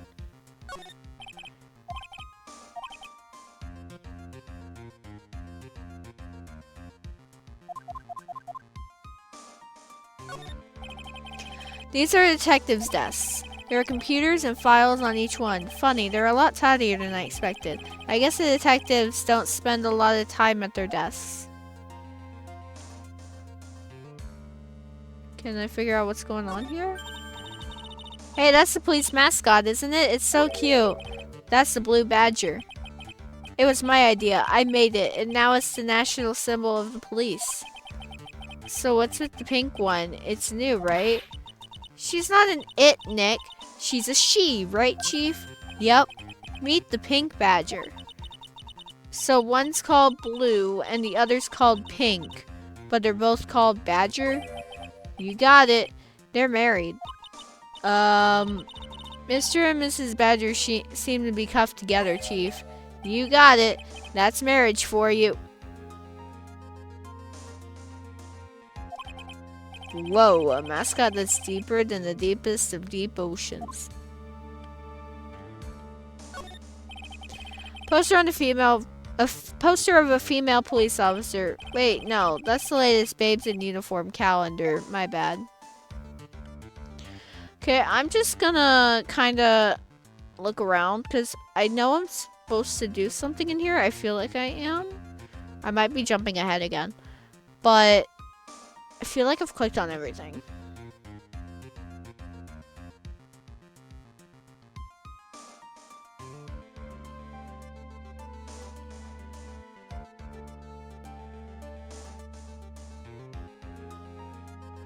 Yeah, I think I've clicked on everything. I don't think there's actually anything to do here.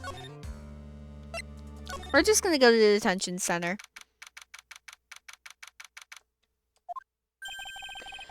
I guess Maggie's still in questioning. But we've got questions to ask her too. Maggie! Maggie! Keep it down, Maya. This isn't the playground, you know. Oh, I can't talk to Maggie. Okay, we'll go to Tribune then. Empty, as usual. Yeah, and it's lunchtime, too. That's it. Come on, come on, come on. Hey, that sounds like... Now, just call an 8, pal. Come on, I know you can. He's getting really worked up about something. No, that's the wrong number. Arg. Looks like an 8 would have only netted me $5 anyway. What a ripoff. What's the problem, Detective Gumshoe? Huh? Oh, it's you. I was just I was just listening to the radio, pal. To the radio? Hey, Detective Gumshoe's having lunch here.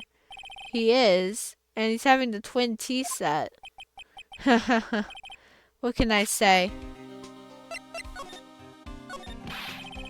This is a nightmare. How am I supposed to look Maggie in the eye now, pal? You really drove her into a corner, you know. You always blow apart my testimony. Why of all days didn't you do it today? Sorry, there just weren't any holes in it. For once. Yeah, what happened? Usually your testimonies are like Swiss cheese. Swiss cheese? Would you have preferred crumbly like aged Parmesan?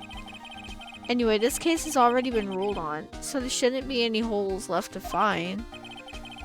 So did Maggie say anything to you about me, I mean? Well, how did she put it again? I can't believe Detective Gumshoe. I hate him, sir. I mean it. I don't ever want to see him again. Something like that. Wah. Wah. Please, Detective Gumshoe, I didn't mean... Why? Why is this happening?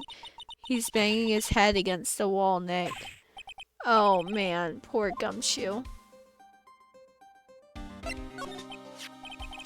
So, did you like the twin tea set? I've never paid that much money for lunch before. I was so nervous my hands were shaking. So, how did it taste? Well, for 20 bucks, I guess... I don't know how to describe it, really. It was delicate. Delicate? You mean you liked it? It didn't taste bad to you? What's the matter with him? Looks like he's thinking. That's it. I've been trying to think of the right word to describe the taste, and I just realized. It's bad. That's it. It tasted bad. It's just kind of hard to admit it to yourself when you paid 20 bucks for it, you know? Maybe you should have found out the price after he finished eating. Hey, Nick. Maybe that's why Glenn Elg came here. Maybe he heard about the Super Fierce Twin Tea set. If by fierce, you mean fearsome. Speaking of Glenn Elg, that reminds me. We still hardly know anything about the guy. Why don't we ask Detective Gumshoe what he knows, seeing as he's here?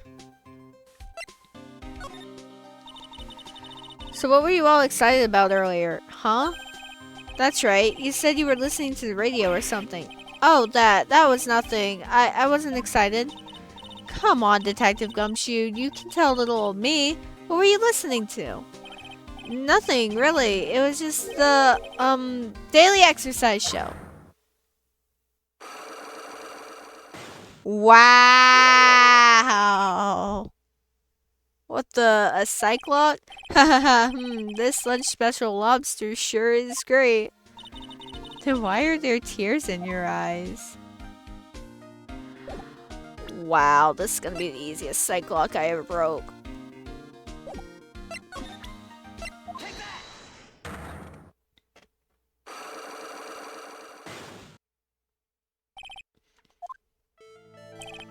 Alright, Detective Gumshoe, tell me the truth. What were you listening to? No way, pal. Now that you've made a big thing out of it, I'm not gonna tell you. We'll see about that, pal. Considering all the noise you were making while you were listening, it's pretty clear what kind of radio program it was. I'd say it was related to... a lottery ticket? I'm right, aren't I? You were listening to the lottery results, weren't you? You thought you'd try to win big, just like Glenn Elk did. It's like you can see right through me. Huh? I've cracked him already? See, pal, that's why I said it was nothing.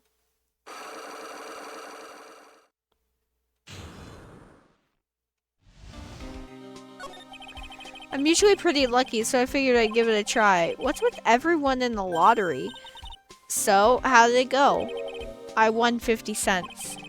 It'd be better to win nothing at all than have a lousy buck. I was so mad.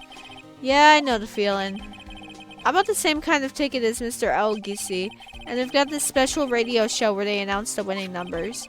They even do the drawings live on the air. It's intense, pal. I bet that's what Mr. Elg was listening to on the day he was killed. Yeah. What time is it now? It's just after 1:30. And are the lottery results always broadcast at the same time? Yeah. Look, I got this flyer when I bought the ticket. Millionaire radio flyer added to the court record.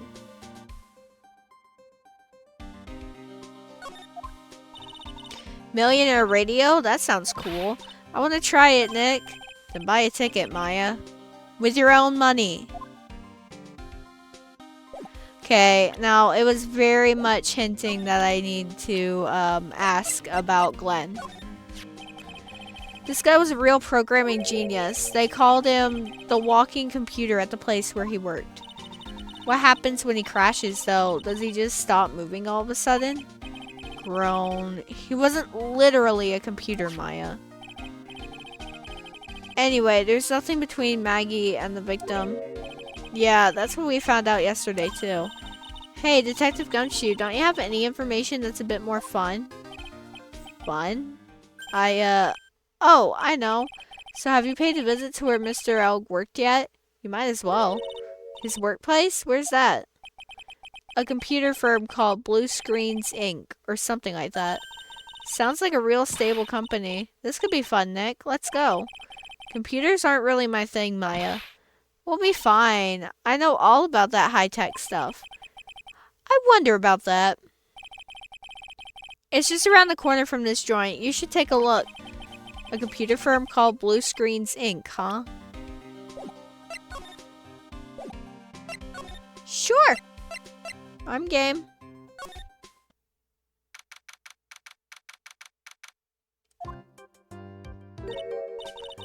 Wow, this place is so high-tech, you can almost smell the electricity in the air. It's a computer firm, Maya. They can't work without electricity, you know. Who are you? Oh, hello. I'm sorry, access is restricted to authorized personnel only. This is a computer programming laboratory. There are far too many trade secrets that could be leaked. Wow, what secrets? Everything you see here is classified. No information can leave this building. Understood. Who is this woman? She's like a robot from some kind of whacked edumacation show. My name is Lisa Basil. I'm the company director. Director? She's human? She seems more like a ghost in a shell. And that thing over her eye, isn't that the same device as Glenn Elk's? That's a DMH, right? Nice try, but it's the other way around. Maya, it's an HMD. All of my programmers here at Blue Screens Inc. are supplied with HMDs. Then do you write programs too? No, I just enjoy wearing this. They are pretty cool. I wouldn't mind one. So, what exactly is this firm's business? I will try to simplify it so you can understand. We analyze the data management systems required by certain branches of industry, and then deliver optimum operating systems and source level components to them. Huh? You lost me on the corner of analyze and management. It doesn't matter, they analyze stuff. You got that much, right? The software we produce is distributed on CDs. CDs? Yes, compact discs. Digital optical storage media. Of course, CDs are used for software as well as music. It is a small firm, but all of my employees are first-class programmers. Let's ask one of them what they are doing. Excuse me, what are you working on right now? I'm researching the impact of time slicing, whoa. I can't read that fast, but if you guys wanna do whatever, the VOD's gonna be on YouTube. If you wanna slow that down and actually read it. The VOD will be on YouTube later. Like in 2 weeks. Well, you get the idea. This is the sort of thing we are involved in. Did you good people follow all of that? Yeah? No. Your blank smile just said otherwise, Maya. You know about what happened, right, Miss Basil? You mean about Glenn being poisoned? Yes, I know. It's terrible. Can you tell us anything that might be helpful? I don't think so. A police officer was here earlier, too. But I couldn't tell him anything either because the waitress who committed the crime has nothing to do with Blue Screens Inc. Oh. How about Mr. Elg's desk? Have you cleared it out already? No, not yet. It's this one right in front of you. If there's anything that might be useful to you, you're welcome to take it. Guess there might be a clue here somewhere.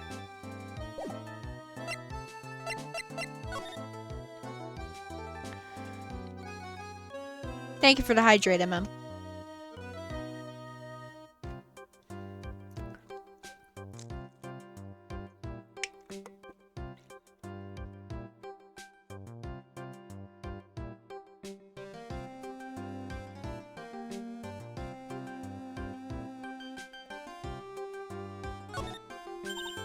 Whoa, look at this desk, Nick. What a mess.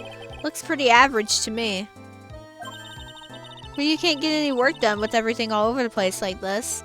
Have you seen my desk? You think? Real whiz kids can work under any condition, you know. She's trying to hint that I should tidy my desk more. Casually looks at my desk that you guys can't even see, and I'm gonna keep it that way. I'll clean up my desk when Maya stops asking silly questions. No hurry then. Hey, this calendar. What about it? If this is another hint about tidying, you can forget it. Someone's marked December 3rd in red pen. December 3rd? That's the day Mr. Elk was murdered. Is there anything else? Yeah, it says meet with the tiger. The tiger? Glenn's calendar added to the court record.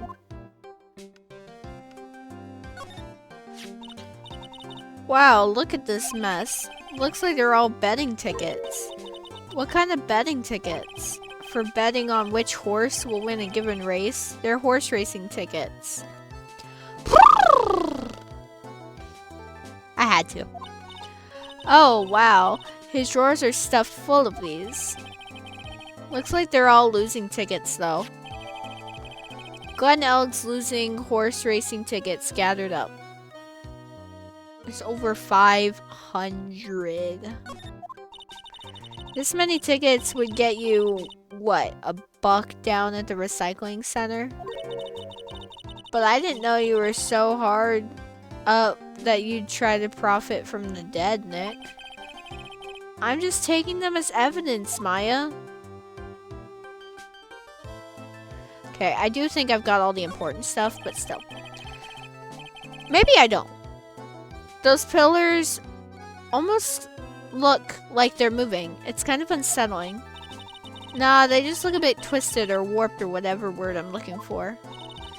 This office was designed with a futuristic feel in mind. Futuristic?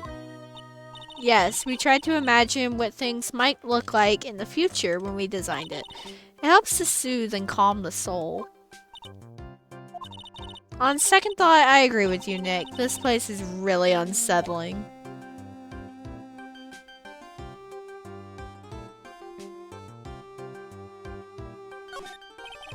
He's really pounding that keyboard, isn't he? Wow, I bet that's where the pro in programmer comes from, huh? I guess I shouldn't be resting on my laurels. Gotta expand my skill set and all that. Yeah, that's a good idea. Maybe I could become old CD's apprentice. To do what? And what about your spirit medium training? That too. Hey, look, Nick. It's a supercomputer. It looks like it's really smart and wise, doesn't it? Computers are only as smart as the humans who use them, Maya. That explains why we don't use the computer in our office. You work there too, Maya. Yeah, but at least I'm... Please, don't argue about something that's so trivial. Otherwise, the computer will laugh at you. She said she'd laugh at us, Nick. She's a human, Maya, not a computer.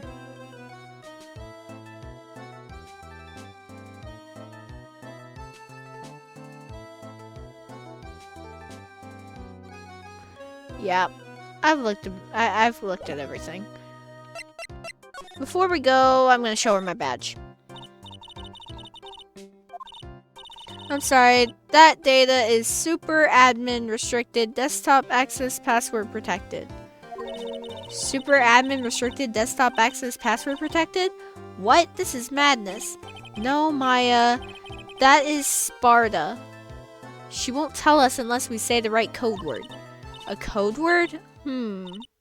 Sesame. If it's not Sesame, then it must be her mother's maiden name. That's how it always is. There's no point in having a password if it's always the same thing, Maya. I guess she just doesn't want to talk about this. Maybe we should focus on asking about Glen Elg. What do you say? Okay. About Mr. Elg. He was a top programmer. I would even say he was a genius. But he did suffer from 1 or 2 bugs in his personality. Oh, like what? He was a bit of a loser. Perhaps that would be the best way to describe it. That's what got him into trouble. What's the matter? He was a top programmer. I would even say he was a genius. So he was really no trouble at all. A model employee. Hey, wait a minute. Just now you said something about him being in trouble. We've got to find out what this trouble was exactly. About Mr. Elg. Was he in some kind of trouble? I'm sorry, why would you think that? I thought you said something about it just now. You said he got himself into trouble because he was a bit of a loser. There we go. 3 Cyclops? I guess Mr. Elg is like every other man with his own pile of secrets.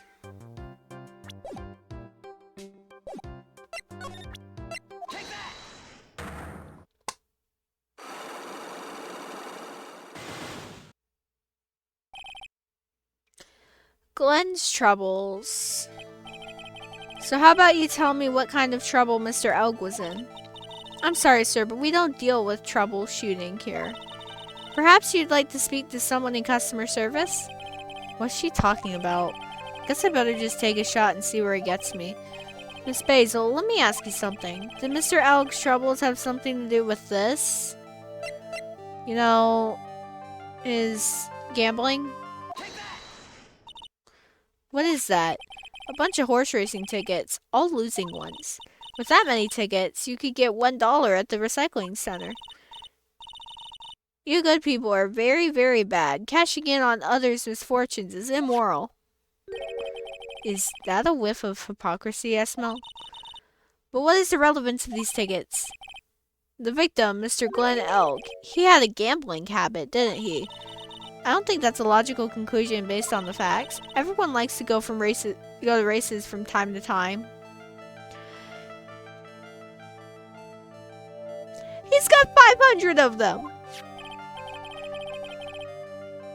Yeah, but not everyone buys this many tickets. Anyway, I don't believe that proves anything on its own. You're right, but I'm not through yet. Mr. Elg's gambling wasn't restricted to horse races, was it?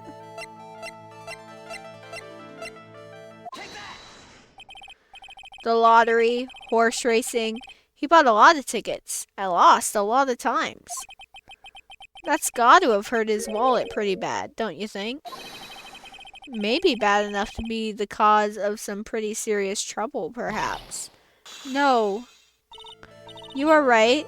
Glen did have a gambling habit. You good people must not follow his example, do you understand? Trust me, even if I wanted to, I don't exactly have the money to buy any. But if you win, there's no problem, is there? And Glen had a winning ticket, didn't he? For $500,000. Yeah, but it's hard to imagine how he could have been in trouble then, isn't it? It's true that Mr. Elg won $500,000 in the end, but that was his first stroke of good luck. He was in deep trouble before that. Deep trouble? What do you mean? Mr. Elg's real problem was with someone or something more terrifying and ferocious. Mr. Elg met with someone on the day he was killed. He even made a note on this calendar about the meeting. Meet with the tiger. What's the relevance of that? Are you trying to suggest Glen was meeting him to discuss his debt? Yeah, that's what I'm thinking. But I have never heard anything about this tiger before. Maybe he's not even human. Maybe he really is a tiger. I'm no programmer, but does she really expect me to buy such messed up logic? In that case, I think it's time to introduce you to the tiger who I cannot introduce you to.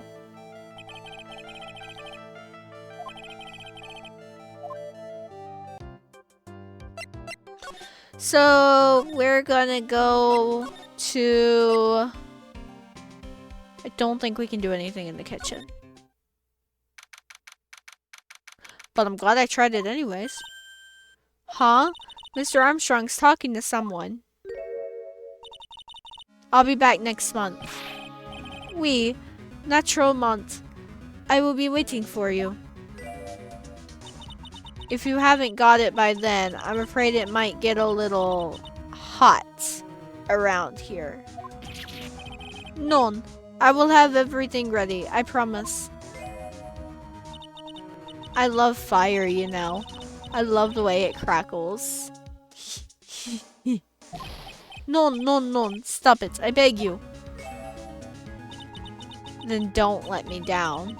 I'll be watching you. Mais non, this is not necessary. You can trust me, mademoiselle. Talk to anyone and I'll drive a knife right through your heart. Oh no, you do not have to worry. You know, you worry far too much. Maybe this will help you relax. It is the oil of sandalwood. I do love raw meat from time to time. Ah! I'll be taking my leave. Goodbye for now. Ugh. I have the shivers. I must rub some of my oil all over my body before I become the nervous wreck. There. Oh, oui, that feels good. Urgh. Ooh la la, excusez-moi, monsieur. My eyes. Your eyes? If you have trouble with your eyes, you need this, the oil of sandalwood. Isn't this just the leftovers of what you were just using? You don't exactly have many customers, do you, Mr. Armstrong? No, you are right, monsieur. You're right, monsieur. But perhaps that is the perfect time for you to visit me, no? That way, I can give you my undivided attention and cook for you la dish supreme. Putting on a brave face, huh?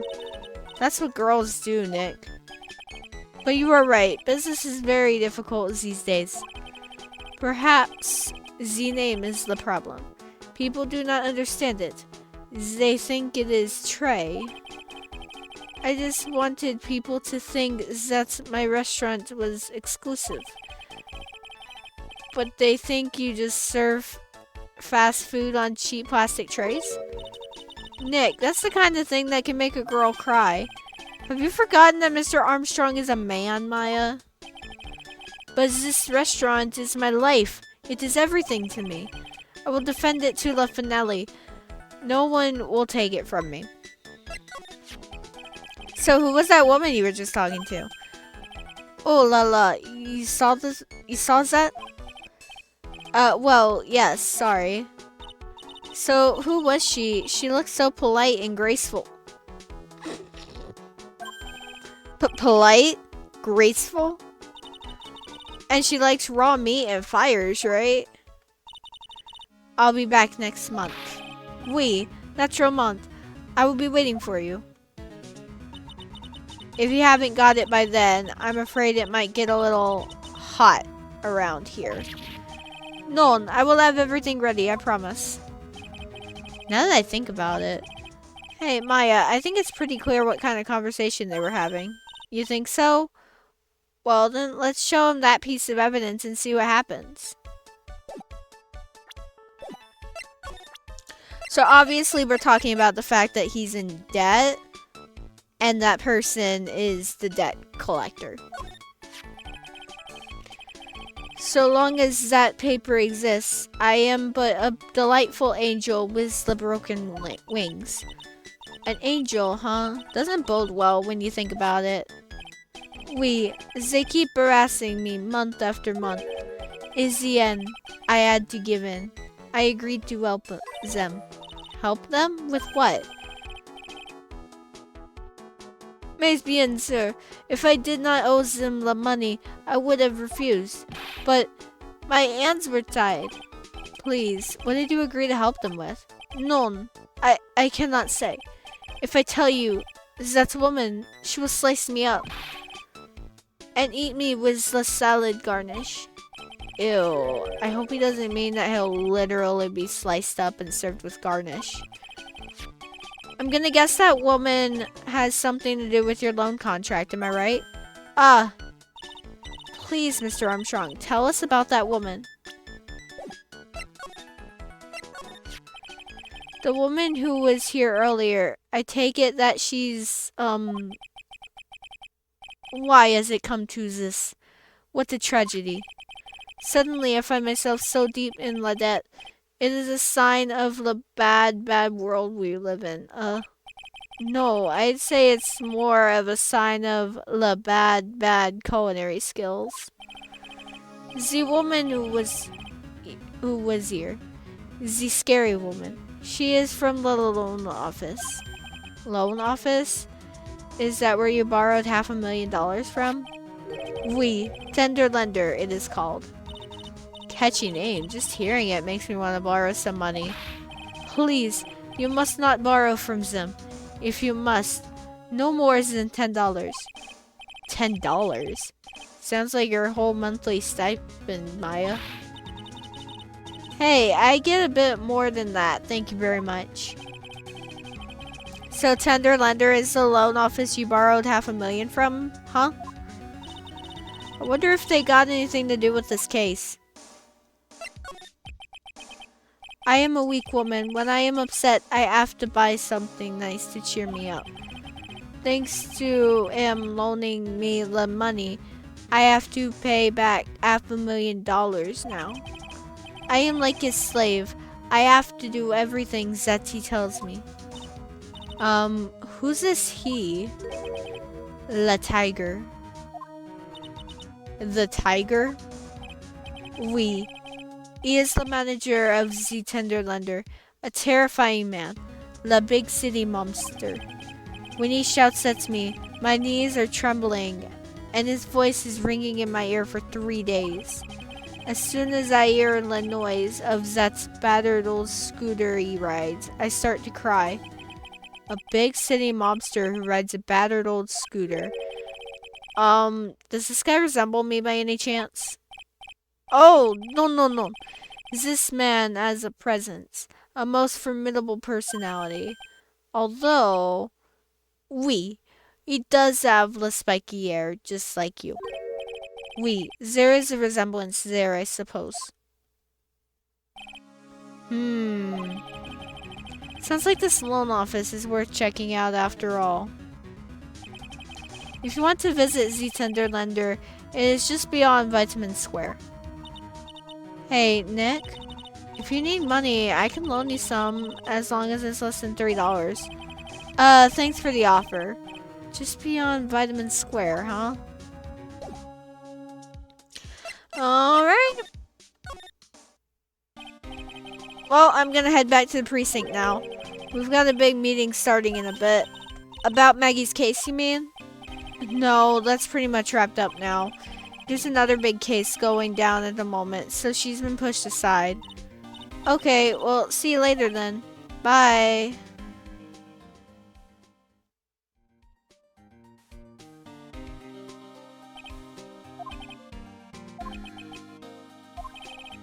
You better get going, detective, or you'll be late.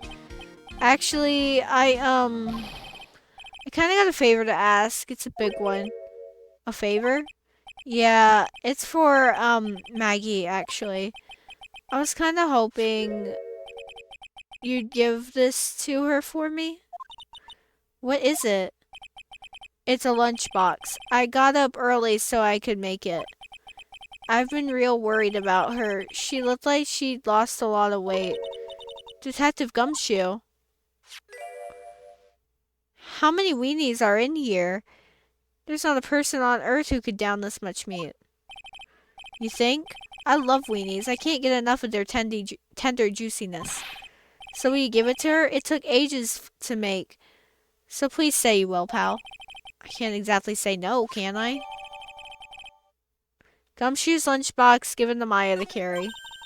Maybe I'll eat it myself if I get hungry. Don't forget, okay? I'm counting on you to give that to Maggie. He's finally gone.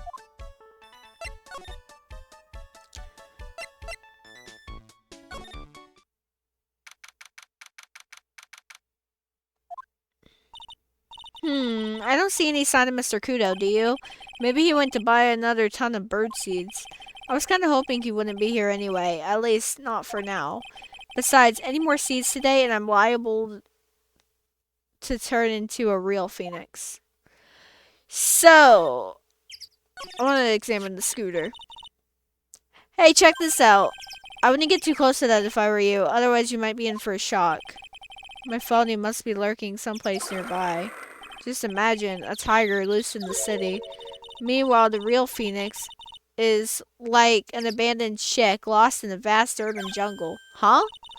Don't worry, someday you'll grow up and become a ferocious tiger too. Don't lose hope. Why is she trying to pep talk me into becoming my phony? We're going to Tenderlander.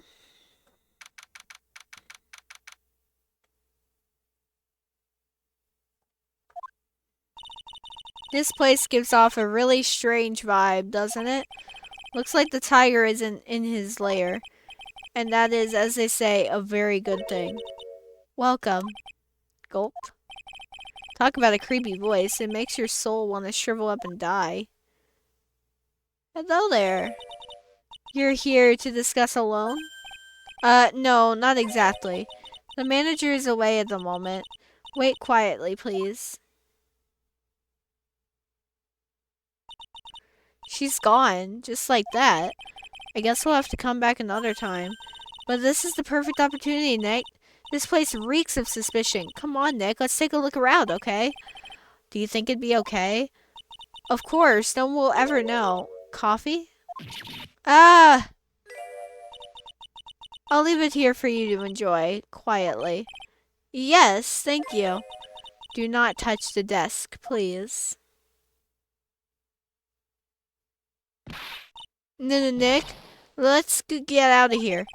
Now she wants to get out of here?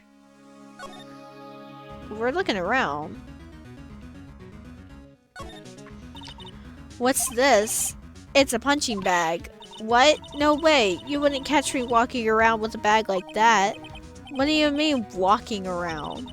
The design's gross to start with, and it's way too heavy to be practical. And why is it called a punching bag? Don't people know messenger bags are in? I knew it. I was right before. Back at Tribune, Paris fashion is more my thing. I really, really hope she's pulling my chain on this one. That's one impressive desk on one impressive rug.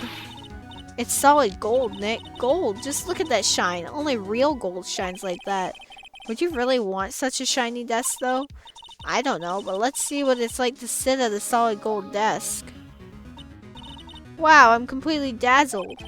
That's because it's completely dazzling. I can see up my nose in the reflection. That's gotta be really distracting. So the desk isn't practical, no surprise there. There's a CD player on the desk, but the desk is so loud it's a wonder you can hear it. The lid's open. I wonder what kind of music the tiger's into. Have you finished the coffee? Ah, yes, thanks. It was lovely. So, you drink it all?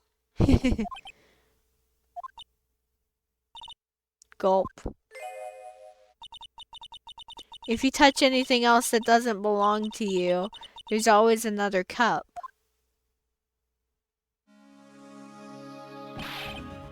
That coffee, it was laced with something. I'm almost sure of it.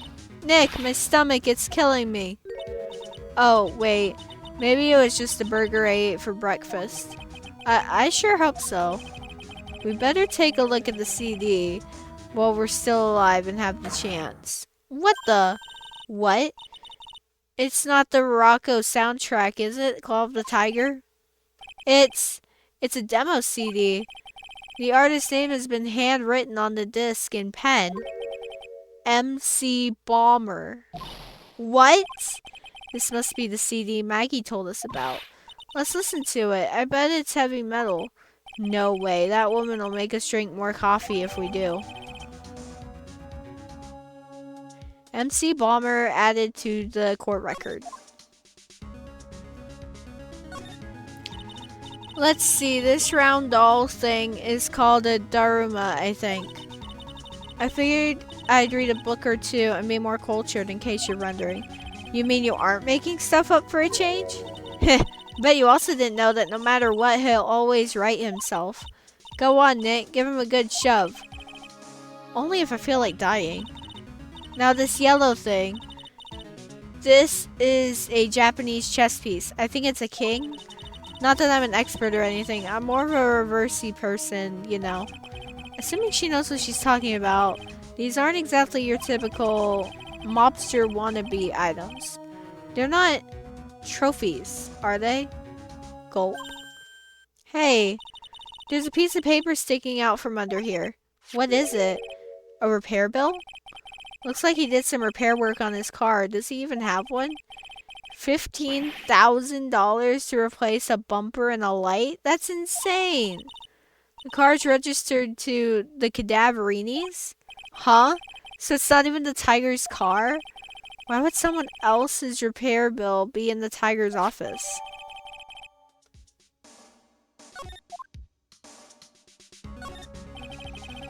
Win through compromise? I wonder what that's supposed to mean. It must mean something if they took the trouble to frame it like that. Yeah, well, it still doesn't make any sense to me. That. Ah! That's Tender Lender's guiding principle. Oh? Compromise the customer to win. Oh, I see. How about you, Nick? Yeah, well, as long as we don't have to compromise my hair, I'd say we're okay. That's one slogan no business owner should ever explain to their customers. Shudder. Hey, look at this. Parisian style coat. It's so chic. Looks more like a pimp coat to me. Guess I haven't got an eye for fashion. Hey, look at this. This suit is the same color as the one you wear, Nick. The same color as my suit? Ah! Keep your voice down, Maya. Nick, you've got to take a look at this. Some cake? Ah! I'll just leave it here for you. Yeah, sure. Thanks. Just wait here quietly, otherwise... Sure. Did you hear that, Nick? Wait quietly, she said. Yeah, sure. I have my eye on you. Only so I can take care of you. Understand? I'm scared, Nick. So, what were you getting so excited about before? Look, on the lapel of the suit. That's an attorney's badge. Is the tiger a lawyer? No way, look at this thing. It's made of paper. Paper badge added to the court record. For some reason, your badge suddenly looks really cheap to me, Nick. Why doesn't anyone recognize an obviously fake badge when they see one?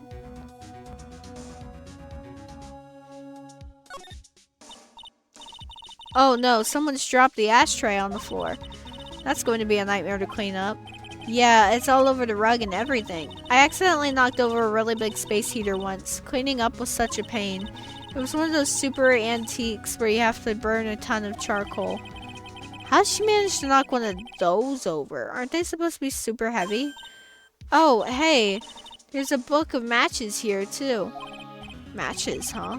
Places don't give them out much nowadays. Hey, wait a second. What is that? It looks like what's printed on the... Look what's printed on its cover. It says Tribulations. Tribulations matches added to the court record. These matches could come in handy. We might be able to use them.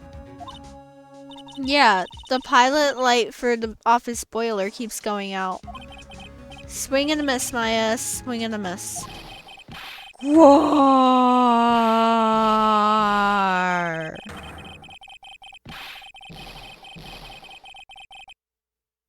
Yeah. Ah! Come out from under the desk, Maya. What are you two snooping around in my office for? Nothing. We were just squar. My precious carpet. You's got ash on my rug. You gonna wish your ugly feet never came through my door. It wasn't us. It was already like that. You wanna argue with me? Is that what you's doing? You think yous can take me on? I'm gonna flatten yous two into pancakes and turn yous into my new rugs. Ah! Oh. Don Tigre, you're back. Act that voice. It's like evil seeping into your head through your ears.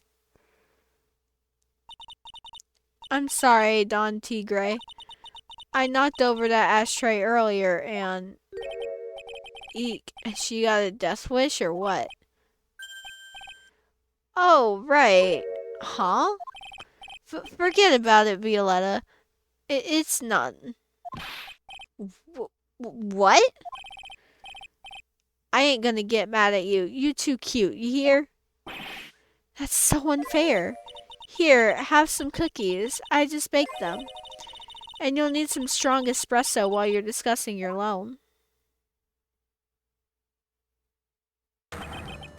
War, Phoenix right. Yes? You's either crazy or just plain stupid to chase after me. I worked so hard, but now you's gotta come and mess up my plan. So it was him. He's my phony. But I don't care. No one gets in my way. What? I mean, excuse me? You should have left the little girl at home, right? I have a few things I want to ask. War! Ah! No questions. This is the last time we meet. Wait, please. That was pretty weak, Nick. You waited until he was out of earshot before you shouted after him. Like you're one to talk. I didn't hear you scream, hold it, either. The espresso? Ah! And cookies. This woman is definitely not good for my heart. Now, what was it the tiger called her? Violetta? So, I'm kind of curious about your company, Tender Lender. With the warm and friendly atmosphere you'd expect from a family-sized business, a conscientious rate of interest, and an attractive repayment policy. Why do I get the feeling this sentence is not going to end well? We will tenderly lend you that little bit extra here at Tender Lender. Hey, Nick, things are a bit tight for Wright & Co. at the moment, aren't they? I mean, there's that $500 you owe me for our card game, for starters. Why don't you take out a loan? Would I like to take out a loan from a place like this? Not so much. Tender Lender is on your side. So, let's say I'm late with my repayment. What happens then? We'd give you more coffee. Strong coffee. Right, I think I'd rather skip town. Hey, just remember I can make strong coffee too, Nick. Strong tea as well. So, do you know about the incident we're investigating? What incident? Well, a man was poisoned in a restaurant just near here. That incident. Let me see. I was here that day with the manager. The manager being the tiger. Furio Tigre. Furio? Tigre? So that's where the tiger thing comes from. Zinniof's got a real name. Nick, hurry out and find out more about him.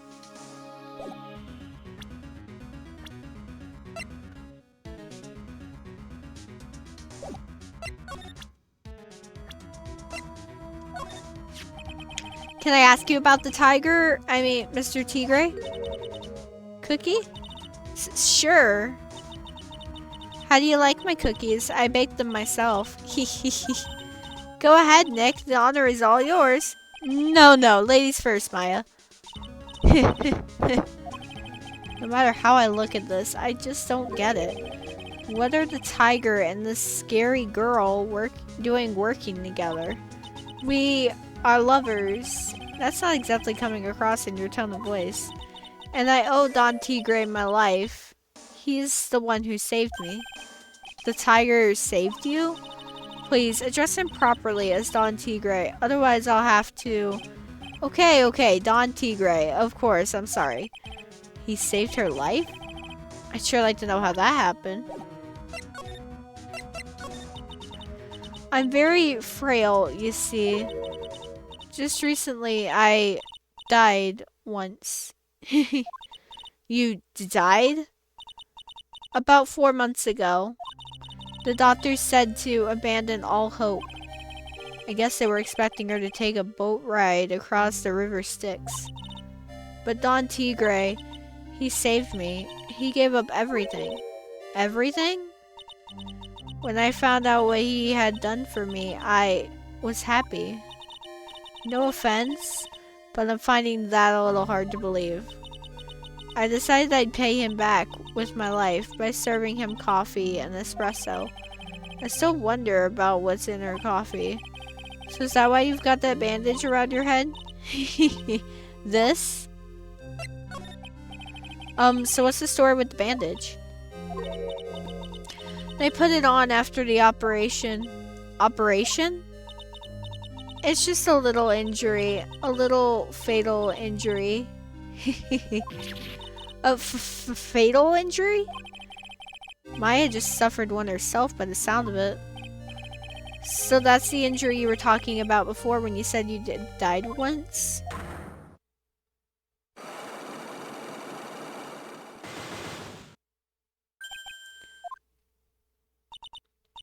She really creeps me out, Nick. Same here, but we've got to find out the truth.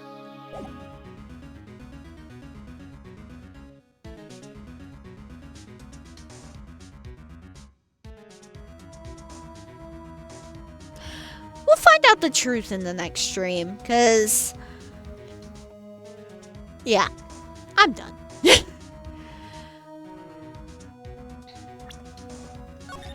Thank you guys for hanging out. We're gonna find someone to raid out to.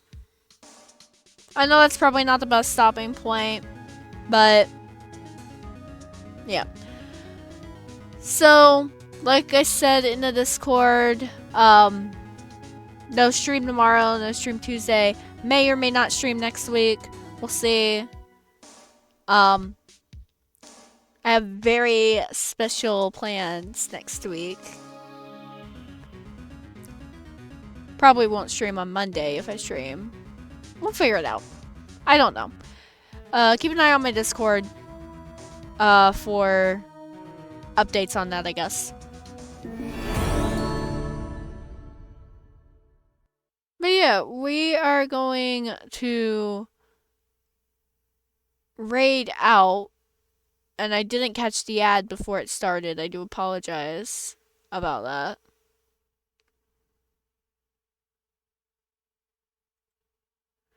Yeah, we're gonna find someone to raid out to.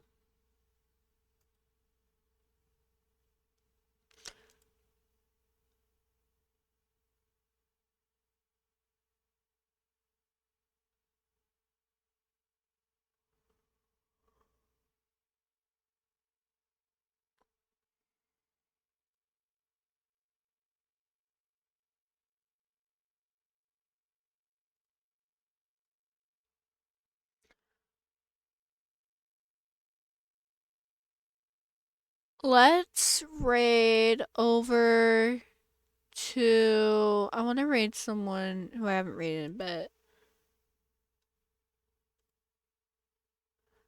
You know what? We haven't raided Nivell in a while.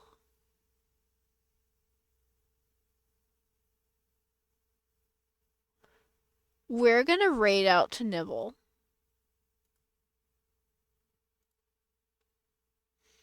He is currently playing Pokemon Sword / Shield. Don't know which one.